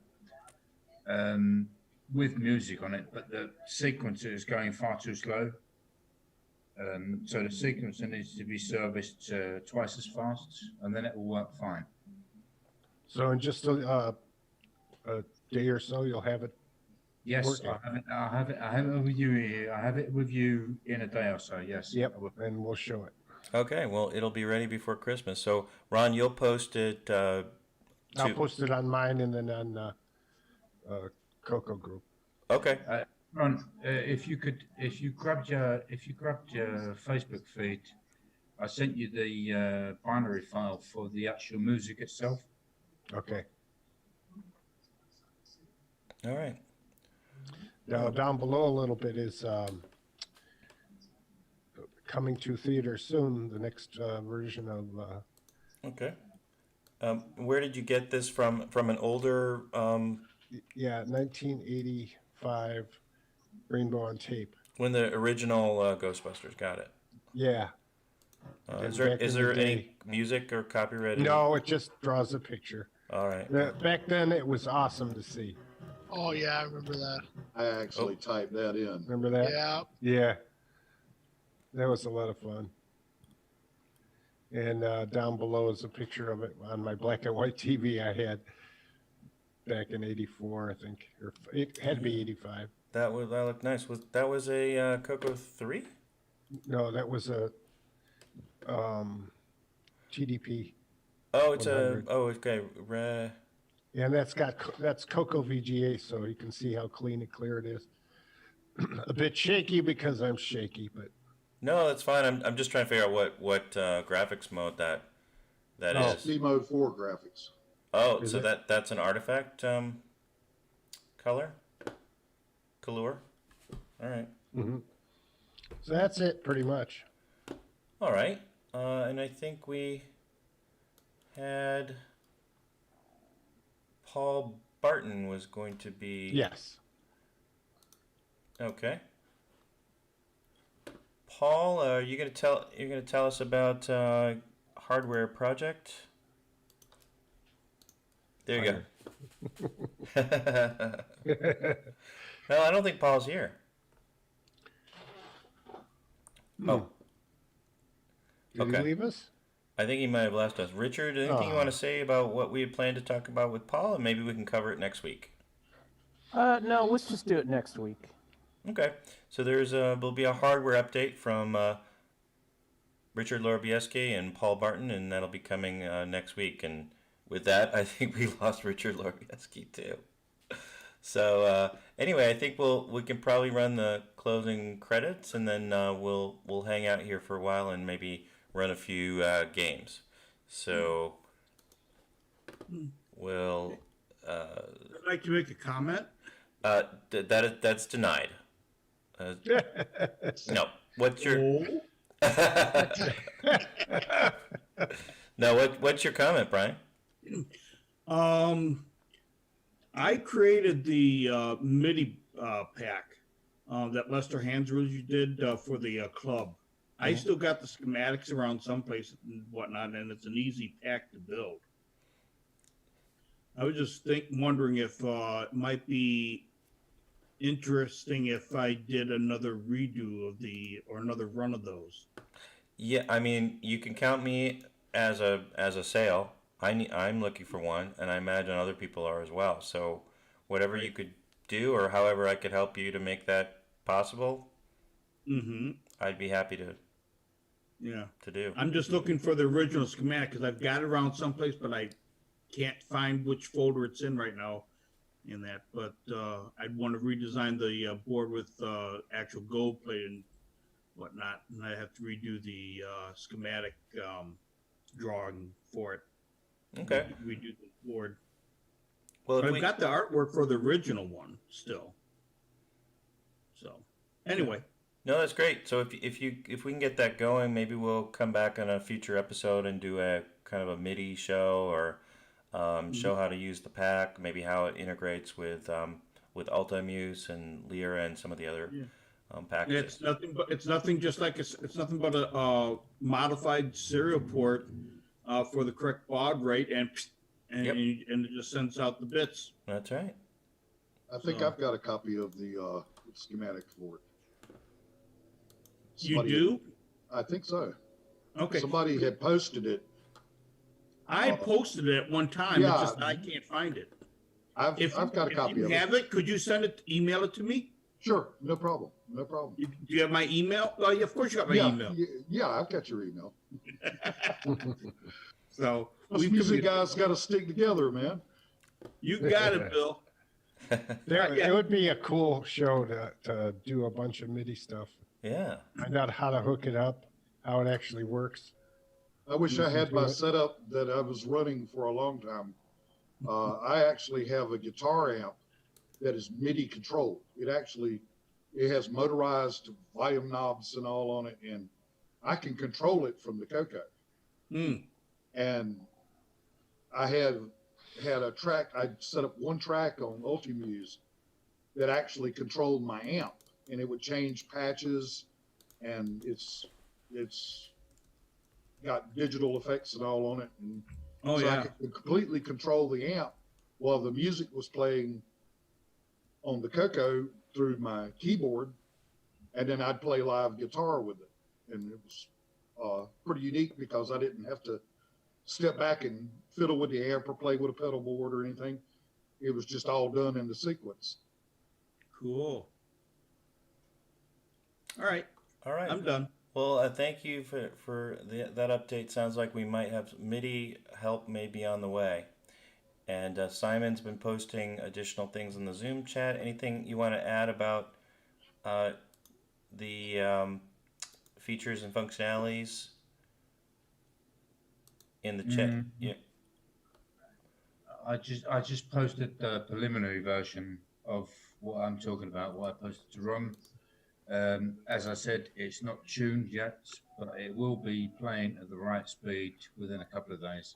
Do you want me to post the DSK on Ron's Garage? If you want to, but it's not playing at the right speed. I'd rather you wait until it's playing correctly. All right. But this was just for anyone who wanted to test this and say, okay, yes, I know exactly what you're doing. I don't know exactly what you're doing. All right. Okay. You never know what you're doing. You never know what I'm doing. All right. Well, we'll be right back after this outro, and then we'll keep the show running with some gameplay videos. This concludes another episode of CoCo Talk, the world's leading live talk show featuring the Tandy Color Computer. For all things CoCo Talk, visit us on the web at CoCoTalk.live. We'd love to hear from you. Send feedback, suggestions, even segments via email to CoCoTalk at CoCoTalk.live. CoCoTalk is rocking the 8-bit world, keeping the Tandy flame alive. We may be mocked, but we'll never stop, 'cause CoCoTalk is rocking the 8-bit world.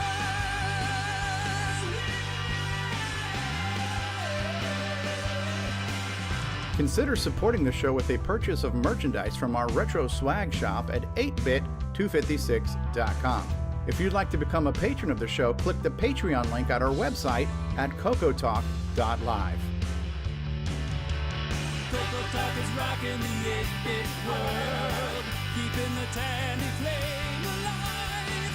We may be mocked, but we'll never stop, 'cause CoCoTalk is rocking the 8-bit world. CoCo Talk would not exist without the community, its cast, crew, and contributors. Thanks go to Curtis Boyle, David Ladd, Mark Overholzer, Grant Leedy, Bruce Moore, Nick Marentes, Ron Delvaux, Rick Adams, Jason Reichert, Richard Lorbieski, Jim Brain, Tom C., Rob Inman, Mark Bosley, Brian Joyce, Ken Reichert, David O'Connor, Brian Weezer, Terry Steggy, Nick Marotta, John Strong, and many more, especially to Steve Bjork for production suggestions and James Diffendaffer for making my head explode.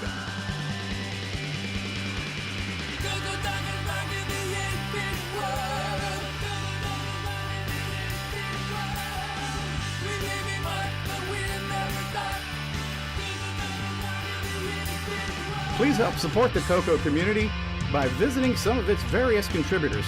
A list of resources is available at imacoconut.com. That's IMACOCONUT.com.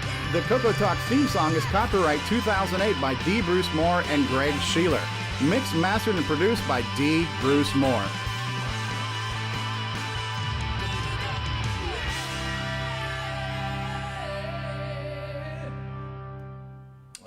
And you know the show has come to an end because I've removed my Rick Nielsen Cheap Trick vest.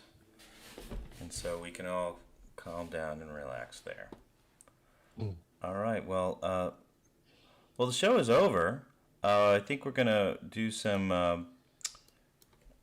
gameplay. So this is the post-show. You're going to keep it the same game, same stream, or start it again? No, this is the same stream. All the good I have to watch the Buffalo Bills beat the Patriots, so I'll see you guys. Please start to drop off, and we'll just keep this going as a continuation of the show. So, who would like to see Paul Thayer? See you, Brian. Yeah. Yeah, I'd like to see this. I'd like to see the team around. Yeah. Okay. Bye bye, guys. Bye bye. Bye, Mark B. Absolutely. Bye, Simon. No, I'm not out of there yet. Oh, yeah. Okay. All right. So I've got like 100 different tabs open, so I'm just closing these down, and then I'm going to move the file over to my CoCo SDC, and then we can maybe do some Digger 3 as well. So. Yeah, I'm so gonna bag on that. On what? Digger 3. It's so much better now. Oh, well, it was pretty good back then. Yeah, it's like being a professional writer, going back to like reading your third grade poems. Clicked on something about hernia victims or something. Just don't take a restraining order against me, Chad. No, man, I'm cool with what you got going on, man. I got your back. I'm We'll pretty go start excited. we'll go start some trouble. Okay. And I think you got a copy of Bill Barton's book, didn't you, Chet? Sure did. It should be here today or Monday. Okay. Yeah, I snatched that off of eBay. So totally stoked for that. And the Leventhal book too. Okay. I used to have that book. I had 2 copies of You it. know about this one? That would be it.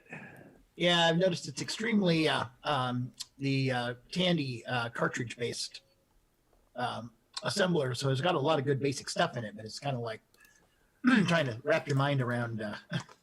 It's like, oh, I can't do that exactly because I'm using something else. And they even released the disc version then. Yeah, I don't know if they did or not. I like this one, Lance Leventhal. That's a good one. Yep, and this is one that I got recently after somebody had mentioned something about it. Yeah. Had all of them at one point or another.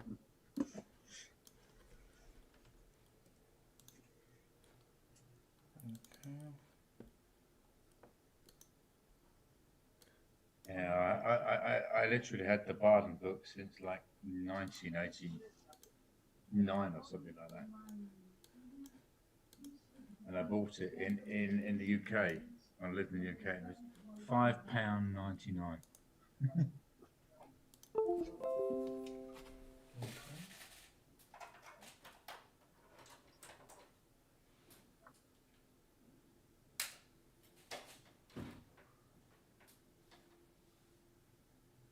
Now I'm going to keep the sound.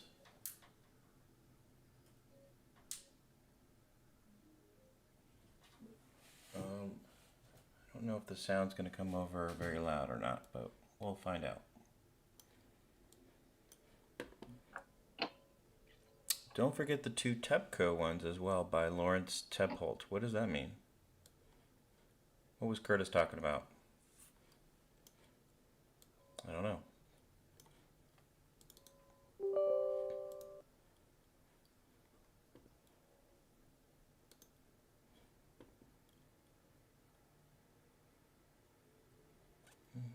Well, you guys can keep talking. It'll be another couple of seconds here. Mark, what's going on in 6502 world?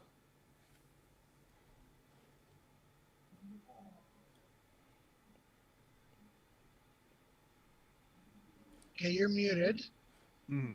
Curtis is still hanging around. You're right. I am muted. Sorry, I was typing and I don't want to make a lot of noise. So, nothing happening much in the 6502 world other than Chuck Peddle died. So, other than that, we'll never measure up to 6809. So, well, that is the truth.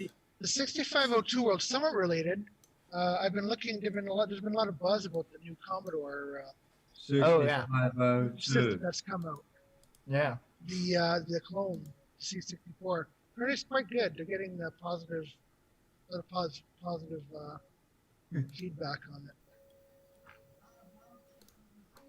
Okay, so I think I lowered the volume, so it won't be too bad. I'm half tempted to get one. Oh, what are you showing? Oh, what is Simon showing? C64. What, do you have the C64? Yes, I've got 2 C64Cs. I've always had 2 C64. No. The clone that I was talking about. Yes, I've got the Mini. Yeah, another one just came out. Yeah, the full in size. In the UK right now only. Yeah, but I've got the original deal. I've got the original C64, both in a brick box and the C64C. Yeah. And I'll tell you what, I'm going to show you something. I've got this bugger as well, and it still works. Okay. Simon's old C64 hacker. So. But I'm interested in getting the new clone. Let's hear it. I'm out of here, guys. Okay. See you later. Enjoyed it. Thanks, Bill. Sure thing. I'll probably be back next Saturday. Oh, great. We'd appreciate that. Yes, please come back. Yes, absolutely. Is that a 1541-2 or is it a 1571? 1541-2. All right. Now, I'd like to add a disclaimer that since this is the post-show segment, it is entirely acceptable to discuss the Commodore. There was some controversy last week. Here's Anything? one of my 1541s. There we go. Take out your 1541s, everyone. Yeah, well, yeah. It's not my fault. I was converted to the Commodore world, and then I defected back to the 6809. You were an impressionable youth at that time. It's not your fault. Exactly. Great. Well, I just Wasn't got. his fault. He was corrupted by his peers.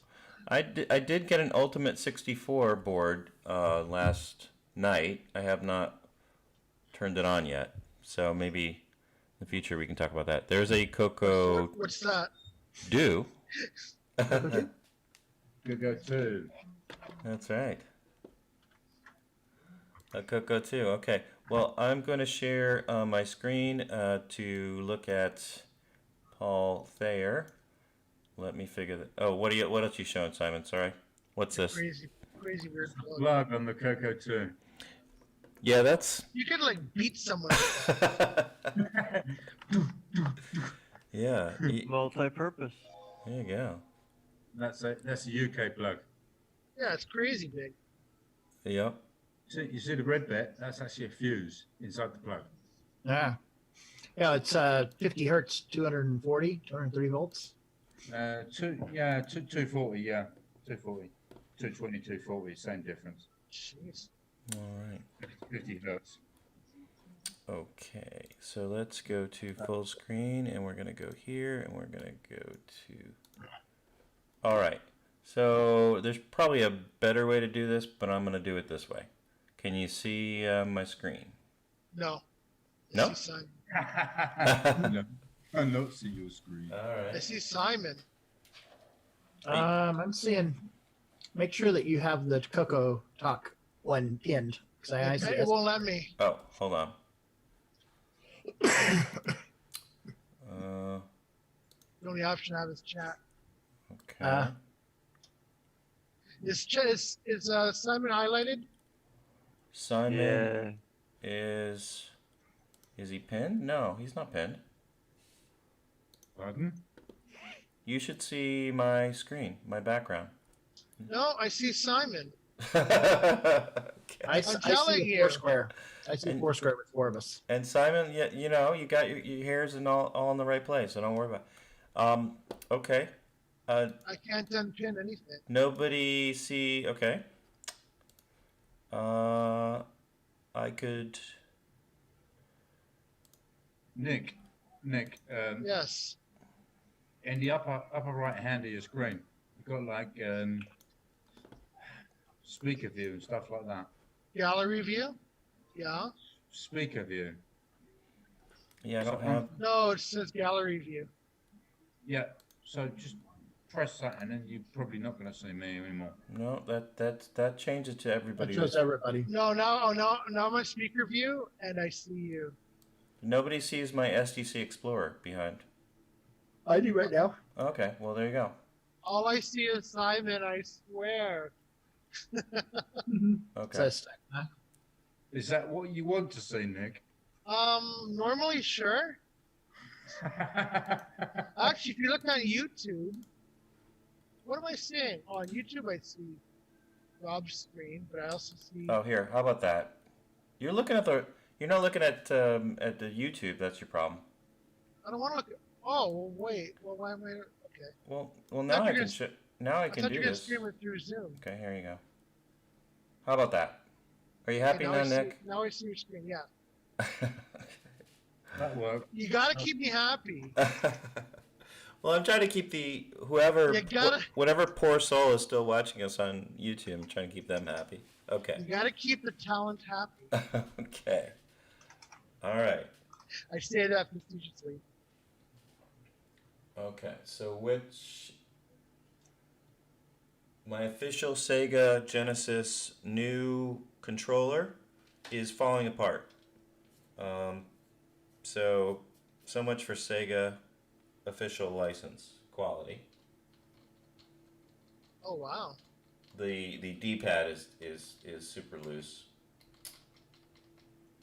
Okay, here we go.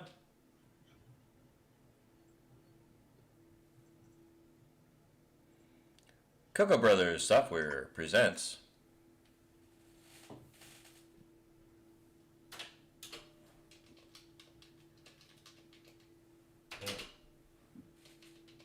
hitting the button. Oh, wrong. There we go. It's Timber Oh, Man. nice. Alright. I don't have a Joey, so I must. Okay, here we go. Your life must suck. That's right. I had to just manually switch joystick ports like an animal. Okay, are we ready? Here we go. I know that game. Okay. Okay, what's your prediction, Nick Marotta? How many chops will I get to? 73. Really, that's pretty low. I feel like I don't know. you don't. I feel like you don't have a lot He of. doesn't have a lot of faith your candy cane's going to last. That's right. Well, that's it. Okay. Okay. 73 obtained. Okay. It was 82. You're only off by 10. I figured you get bored, or not bored, but just You get distracted. You get distracted. Yeah. Well, there you go, everybody. That is the game, and it gets challenging, and you get other levels, and you can unlock other players. Yeah, it gets looks really good. It gets really hard. Yes. That game. Paul approached me a couple of years ago and had no experience in assembly at all. So I took Paul under my wing and I taught him assembly, and we made that game together. So if you look in the manual and shit like that, I'm actually part of that game. You talking about the original Timberman? Pardon? Talking about the original Timberman? No, the CoCo No, version. the CoCo version. Yeah. The original CoCo version of Timberman. Yeah. And This is a special version you're playing. Yeah, it's a Christmas version Paul just made. But the original version of Timberman I made with Paul. And Yeah, down here at the very bottom. Teaching him assembly from the ground. Oh, I should have It says done. programmed by Paul Thayer with Simon Jonason. Yeah. I got the digital version, so I didn't get any. And if you play the original version, you Yes. get 6809 points, right? In total, 6809 points in total, you would unlock a madman bashing a tree with a cocoa. You have to die at 6809? No, you just have to get 6809 Get points. cheap Oh, okay. You will unlock a madman, and the second character in that game is like a girl, bashing the tree. When you unlock a certain amount of points, that would be Paul's wife, Sarah. That's right. How do you unlock that one? You've got to get 200, 300 points, something like that, and you can unlock the next character. Well, I have some of these unlocked, so let's see. Okay, I think this is who you're talking about. That's Sarah. That's Sarah. Yeah, that's Paul's wife. Okay. And she's chopping away here. Of course, any resemblance to Lizzie Borden is entirely coincidental. So you should get something special at 40 wax. That's right. Sarah's cool. Sarah's really cool. The 40 whack power up. That's right. So Lizzie Borden took an axe. please. So he's never brought his wife to CoCo Fest, has he? No, he hasn't. All right.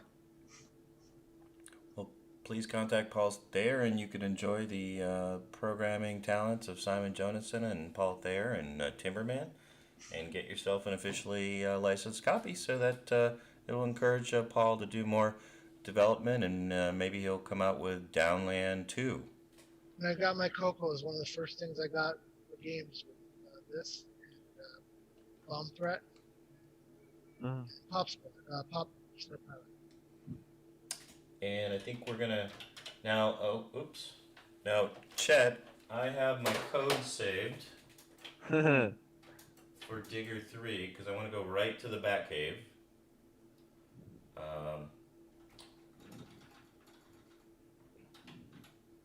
So this was a demo you did last year?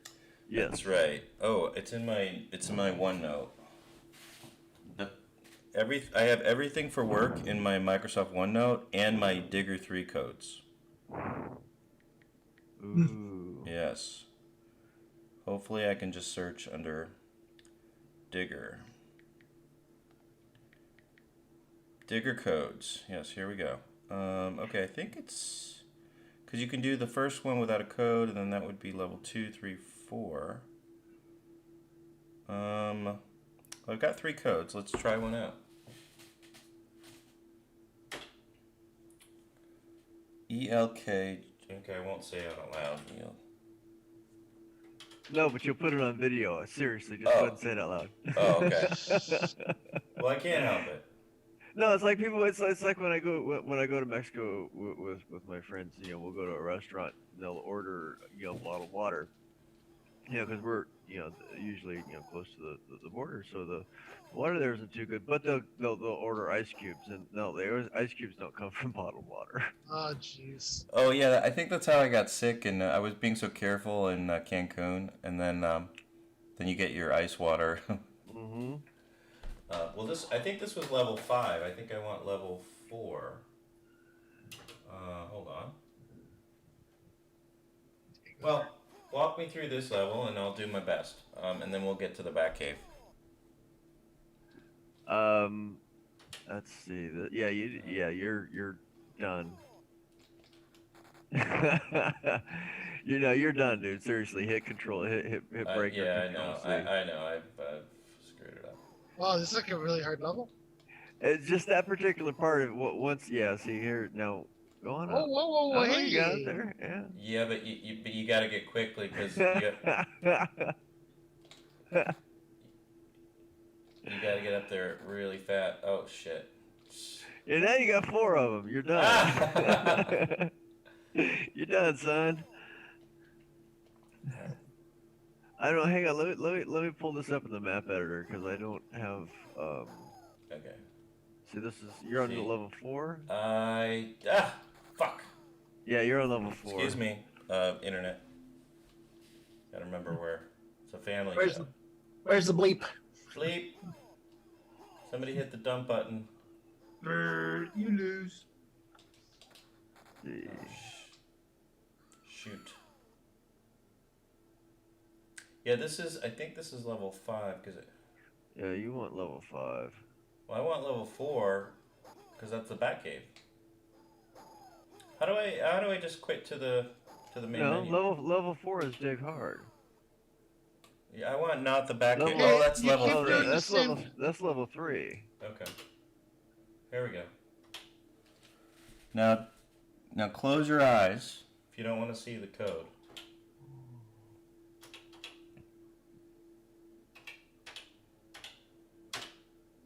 Yeah, don't worry, these codes don't work in the real game. That's right. Okay, not the Batland, the greatest game level of any game in the history of games. Okay. Actually, this is good because I can go back because this bug right here is still there because you're not supposed to see that stuff on the right from that green set of green blocks on. Okay, and what's this? I like the little footsteps. What's that? M or S? M. Oh, there we go. Now, can you guys hear that through the? Wait, can you hear the footsteps? Nope. No, so the sound's probably not going through, but that's all right. Okay, so, Chet, how did you come up with the idea for the bats? Well, one of the things when I started, looking at the original code and looking at what I could do with it, I wanted to make the levels a little bit bigger, and I wanted to have more closed corners because if you notice, like on the originals, there's a fair amount of not necessarily open space but travelable space where they can climb, move, and get to you. But with that, it becomes problematic because your AI is certainly limited. Basically, because of the size of that available memory. So you got to kind of compromise there. And one of the things was, adding something in there that can kind of slow down the player. Mm-hmm. Well, this works. Become another obstacle where not only does it slow them down a little bit. So they're not so quick and all the time, but it also they have to work around it. So and there's been other items that have been added. I think there's 5 new elements to the game that in addition to the original Gomers. Now I kind of forget my strategy, but I'm remembering some of it. Mm-hmm. Oh, this was a tough part. Oh shit! Ah! I hit a bat in midair. And one of the great things though here is, and this was that particular section that you're going through right now was used in testing for some of the new control stuff in order to see or to get a contrast between something that operated with the rigidity that was in the original controls versus what's in there now. So being able to go around some of those tight corners and get those goals is a lot easier now. So that because something like that shouldn't really be an obstacle. I mean, it's you against the game, not the controls. It's very unforgiving if you don't get your joystick centered. Right. Yeah. What's your setup here, Rob? What are you playing on? Well, CoCo 3, I'm using a Paragon to a Sega Genesis controller. Okay. Yeah. And what do you think for output? It's a switcheroo. Okay. And then I've got an HDMI splitter, which goes into the StarTech capture device. Gotcha. So you just captured directly off it. Okay, excellent. Yeah, and then you're looking at XSplit from the capture device. Ah! Yeah, see that, and that whole section there was also used in testing for that, because that was a very difficult item to get by. Now, you still can't just go up there willy nilly and be pushing buttons and expect it to go, but it will certainly help you. Yeah, but after about 3 hours, I could get through this pretty easily. Yeah, but it shouldn't take you 3 hours. I mean, the whole point isn't to stymie you up on a particular control like that right there. You should have been able to go down pretty quickly. Something like that shouldn't require that much accuracy. So that was one of the things that when I released this, I got some feedback from some of the players on things like that, and looked at how to make it a lot better, because this code hadn't been touched in 20 years. But it's terrifying when the bat is getting closer. You gotta But there's a very specific spot where you can get off and get down again.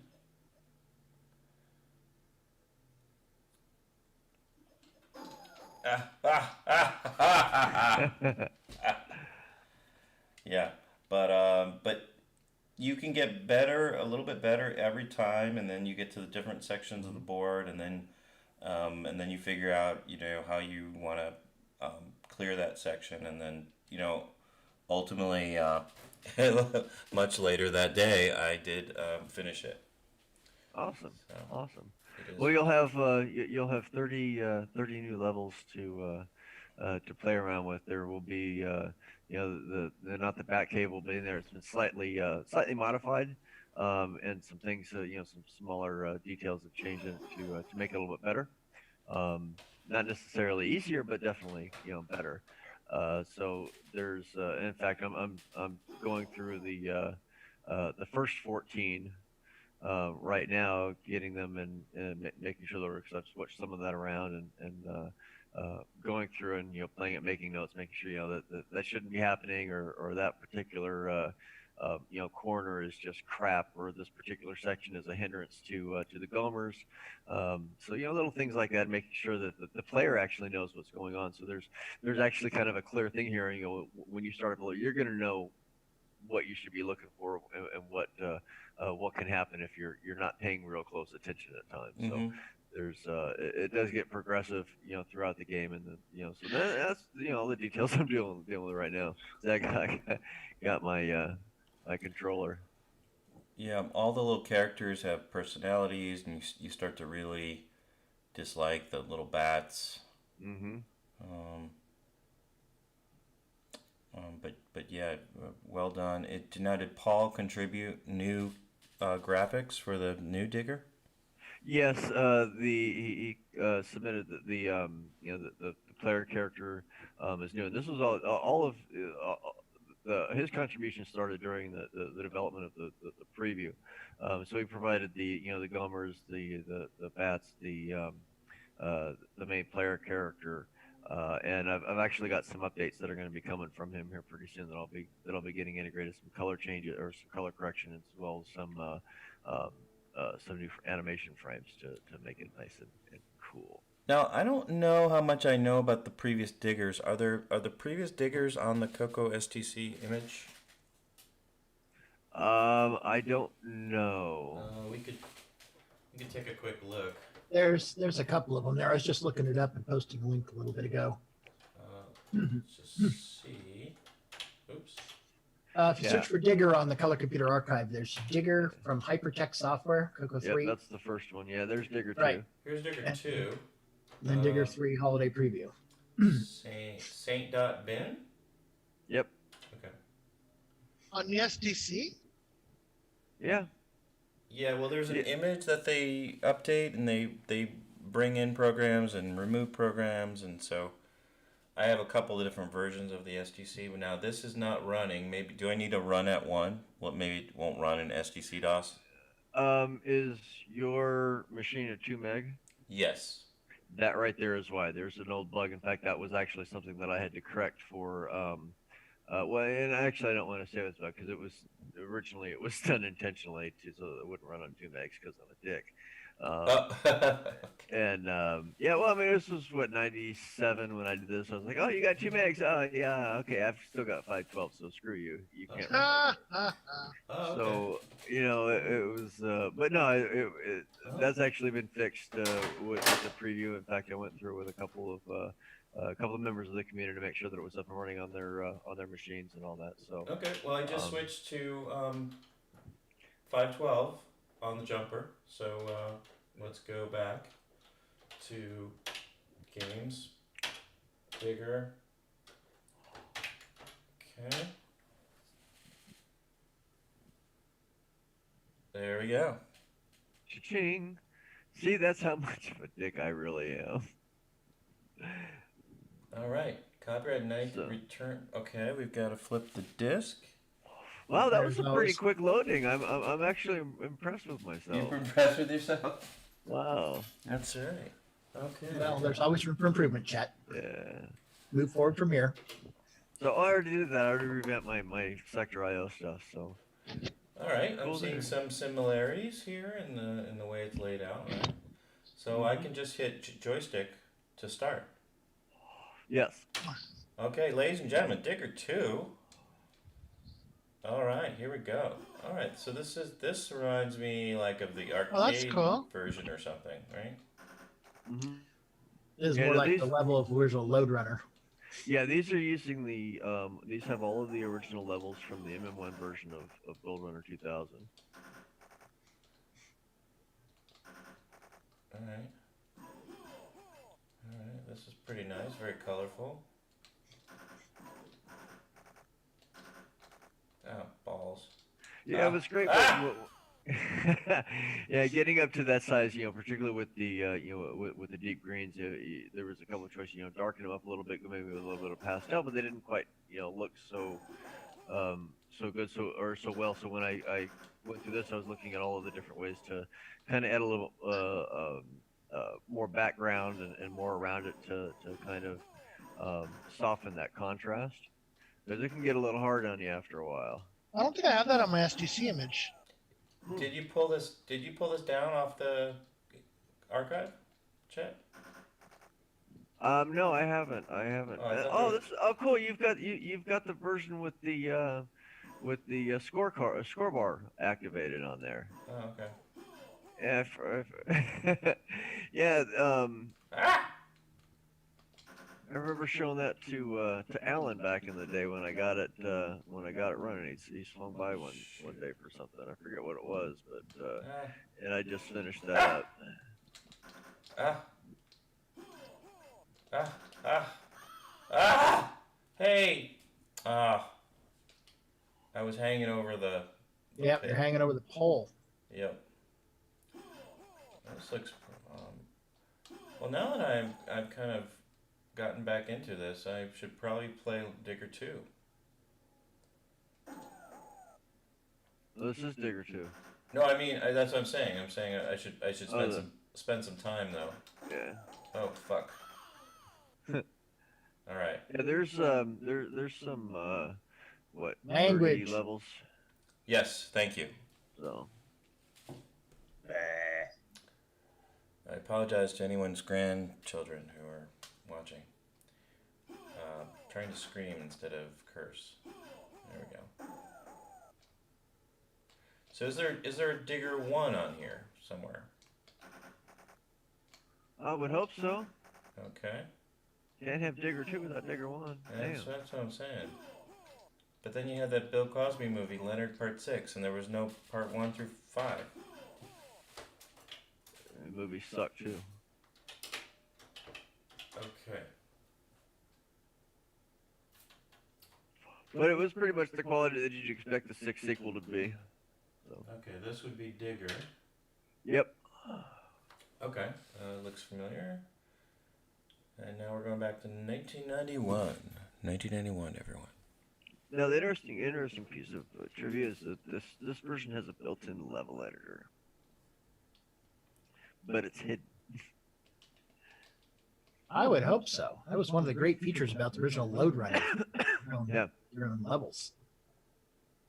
So there is a way to activate it. I can't remember what the key sequence is. Usually it's something like Chet is king, but I did find the way to activate it because there's a byte that you have to change on track 17, sector 18, which is where I store all the high scores. At the very end of it, there's some extra data that looks out of place. One of those bytes has to be changed from like 255 to 0 or 0 to 255 or something like that.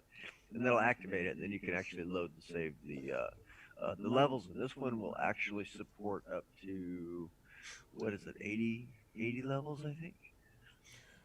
But it's cool. You can kind of see how the first one is kind of a direct port of the, of the Load Runner, and then improvement. Yeah. It keeps improvement. Going up in quality. Yeah, and the first level here is actually the first level in Gold Runner for the CoCo 2. The first version, the first edition of that. Kind of a tribute to that. It's a really good version of the game and all that. But yeah, so and in fact, a couple of the levels from Digger 1 are actually in Digger 3.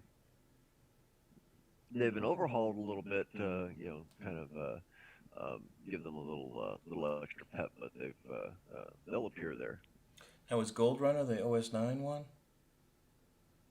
No, Gold Runner was a CoCo 2 or a Stealth game. It was by Dave Dyes. Oh, right. Was there ever a Load Runner type game for OS9, or am I imagining that? The Gold Runner 2000 that my boy Eric did for the MM1. Okay, it was the MM1 game. Right. That was under OS9 for 68,000. Yep. Okay. Well, cool. We took a little walk down memory lane with Digger, and I will try to learn new PG-rated curse words that I can use when I'm playing it, because it is very frustrating when they chase you down. I don't like being chased, is my point. Yeah. It makes me nervous, and I act accordingly. Well, then you'll be happy that I ran out of music and had to dump some of the sound effects that I had planned on, because it's like, have you seen my kitty? Was one of them, and have you seen my puppy? Was the other. Coming from the Gomers when they get close to you. Oh, you've cleaned it up a little bit there, huh? Oh yeah. Well, I ran out of memory, so I don't think I did. I don't think I did it because I felt it was a bad idea or anything. It was a great idea. It still is. I just don't have the memory for it on a 512 game machine. I may do an update for 2 megs, but after I'm done with Digger, I don't plan to do much with it. I'm going to be moving on to the next my next project. All right. Well, great minds think alike, because Curtis was saying, why don't you try Digger 1, and we did. So I think that's probably it for the post-show content, unless anyone else has any other games they want to try or look at, any other Christmas demo stuff. Yeah, is there any other Christmas demo stuff out? There are. I can go through a few of them. And I tried to look through some of them, so if we did go through them on the show, it wouldn't be a total disaster. I think I'm going to drop off, guys. I will see you later. Okay. Alrighty. Thank you, Nick Marotta. Bye, guys. Demo. Okay, so we have first Xmas here, which might be just sound. Let's see here. Oh, this is the story of the first Christmas, so this is pretty good, though. The graphics aren't that good, but it has some fonts that they created in the original Coco Max, and then it tells the story of Jesus. But the graphics that they actually created were not that. The pictures were not that good, but it takes a long time to load. So, but that was a decent one. Hold on, that's good. So this is the okay. You can actually load a whole disk in like 9 seconds if you want to. What's that? You can load a whole disk in 9 seconds if you want to. Well, that's using 1K sectors and. Yeah. Well, here's one that's good in the composite mode, because I have I can flip with a switch to composite. We've got some 256 color images. So here's, let me repost my video.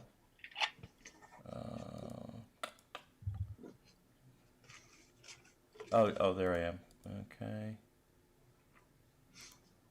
Up. How did I do this before?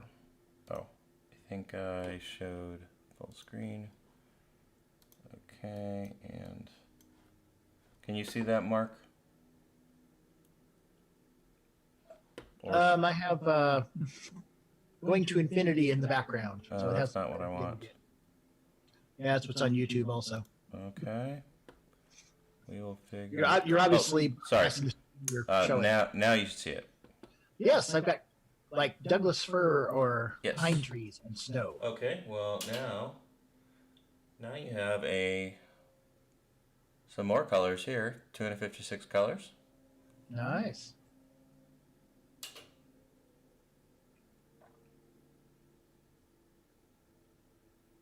There you go.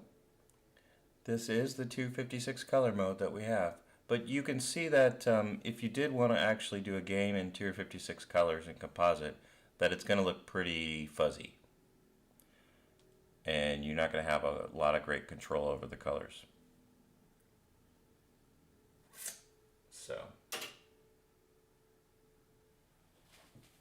there's a few more photos.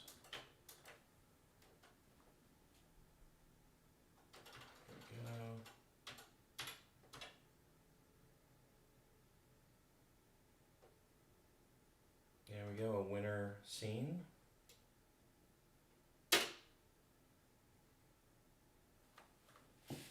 That's Mrs. Claus. No comment from chat? Maybe. Ooh. I'm sorry, my standards have changed over the years. Oh, okay. So, well, he left Mrs. Claus, I think. This is the new Mrs. Claus. Oh. Oh, great. Good for Santa. A flat, he says. Oh, a flat. He got a flat. I got it. I just figured that out. So there's 256 colors.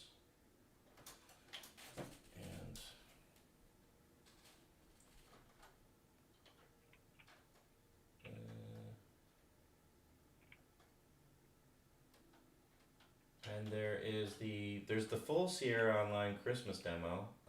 Well, what's this one? Oh, this is the Simon Jonasson one that I had on my file. This is yours, right, Simon? Yes, it is. Yep. And the reason it's eccentric, that's because the zoom is built into the timetable. So I don't have to do two operations at once. Yeah, it looked a little too good to not be a Simon thing. I was very surprised when I pulled it up. I was like, oh, how did I not know about this? But that's because it didn't exist before last year. Yeah, but the sinus table is 16 bits, but the zoom is actually built into the sinus table, which makes it kind of eccentric, but that's good because the image is bigger than the window.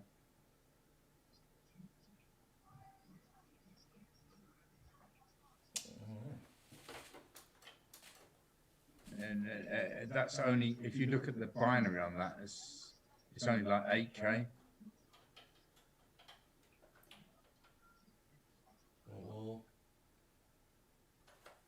Okay, we've got, if it's red, you know what, I don't really care, I'm just going to go, oh, I think Curtis talked about this one on, yeah. This was on the L. Curtis Boyle News at one point.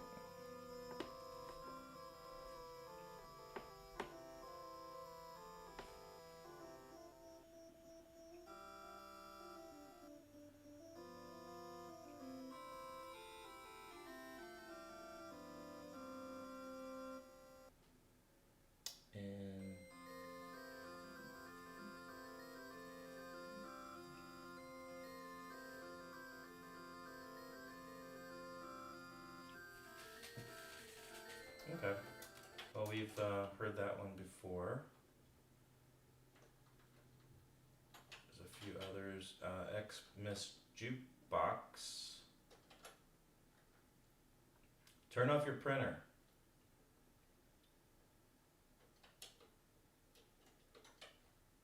Yeah, because you're going to nuke the bloody printer because it's outputting to DAC without masking it off. That's right. How about ice?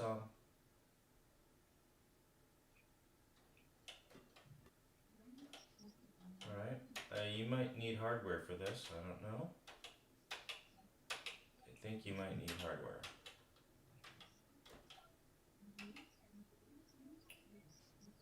Oh, new disc. Well, I don't know how to play it, but there's a jukebox. And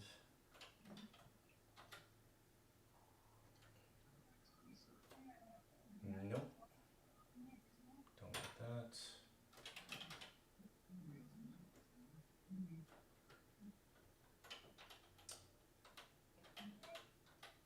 How about this? Alright. There's a little image for you. Looks like it was created with CoCo Max 3, maybe?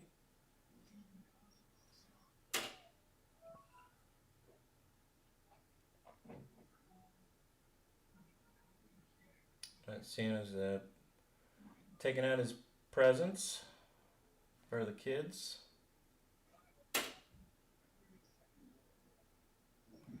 Uh-oh. Santa's got a color computer 3, it looks like. Or he's taking your financial data. Yeah.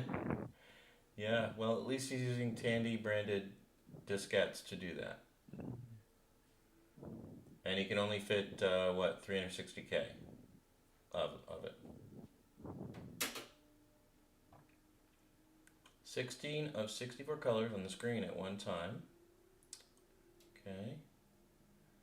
CoCo 3. Have a color computer Christmas.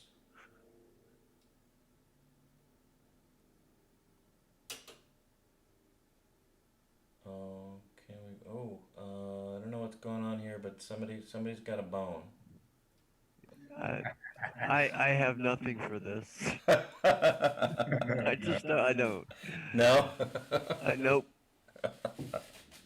It's almost too easy. isn't it? Yeah, That's. Let's see where this is going, though. Oh, no, we're back to Santa Claus. What the hell was that last one now? I don't know how to go back. It was a female part. Like headphone jacks and stuff. It was yeah, but it doesn't make any sense. Yeah, it was. Well, I can. Oh, I might be able to get back to it. No. Cavemen. It was like Bam Bam and his friend and like. Oh, that was cool. Yeah, that one's good.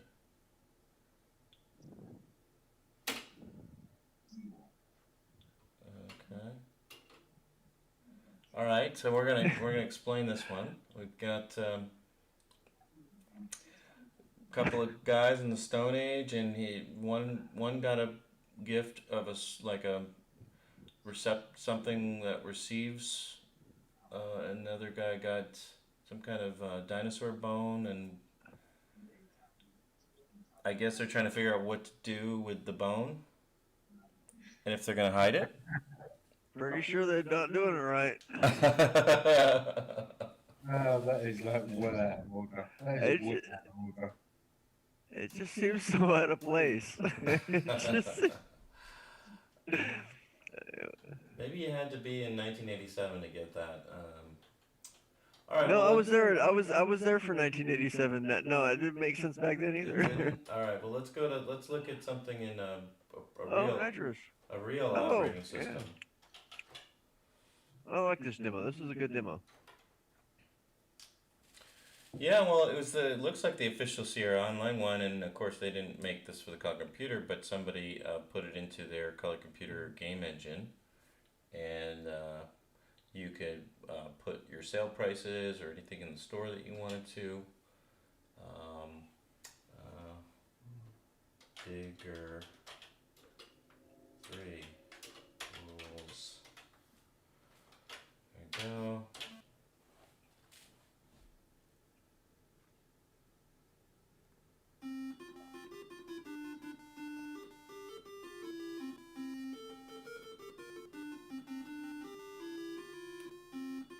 This is actually nicer sound than that's in the games. It's not very noisy.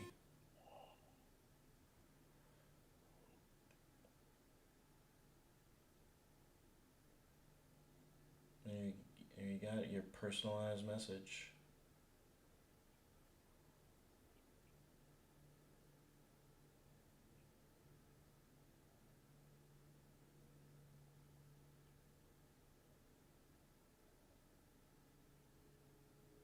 That looks like pretty good. Yeah, and then I don't know if I can trigger it to the next one. I think you just have to wait.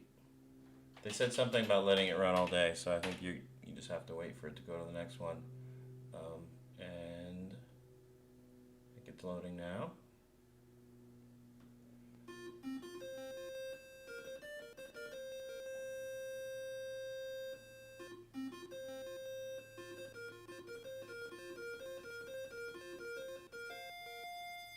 It's King's Quest, I think.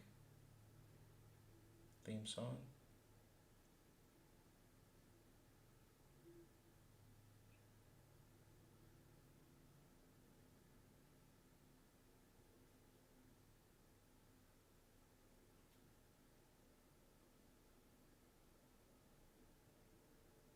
Oh shit. To be honest, not because I don't want to be here, but it's 23:45 and I need to go to bed. Okay. Well, thanks, Simon. We'll be. Good night, Simon. Thanks for hanging out with us. Closing it down. Yep. Good night, Simon. Right. Talk to you later, yeah?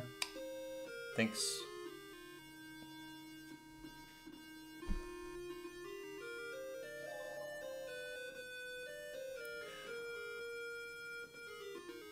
Well, I'd like to thank everybody who's still watching the post show. We've done some demos, we've done some playthroughs, Digger 1, 2, and 3.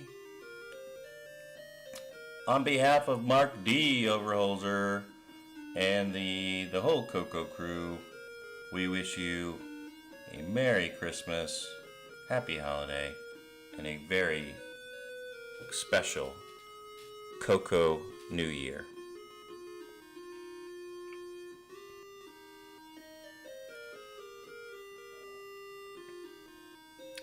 Sing along if you know the words.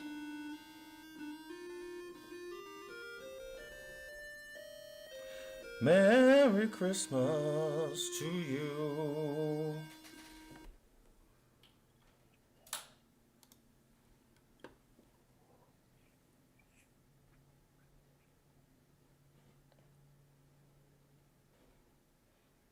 Okay. All right, we'll call it a day and hit the button. How about that?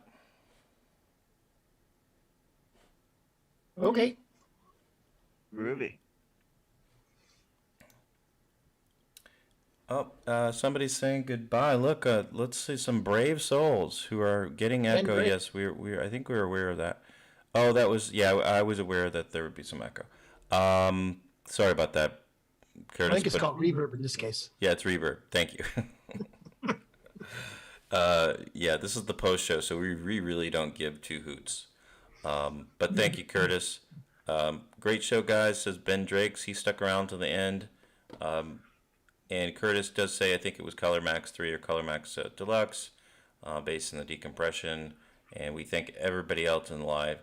Chad Matchy is saying Merry Christmas with his emoticons. And thank you, everybody who stuck around. Tonight is the longest night of the year, says A Meditation. Is that true? Yes, it's the shortest daylight in the northern hemisphere and the longest night. Cool. All right. All right, and most of all, thanks to our longest serving panel members, Mark D. Overholzer and the amazing Chet Simpson. Yes, I have been here since show number 1. Since minute number 1. And show Yes, number exactly. Yes, okay. We're going to hit the button, and thank you, everybody. Enjoy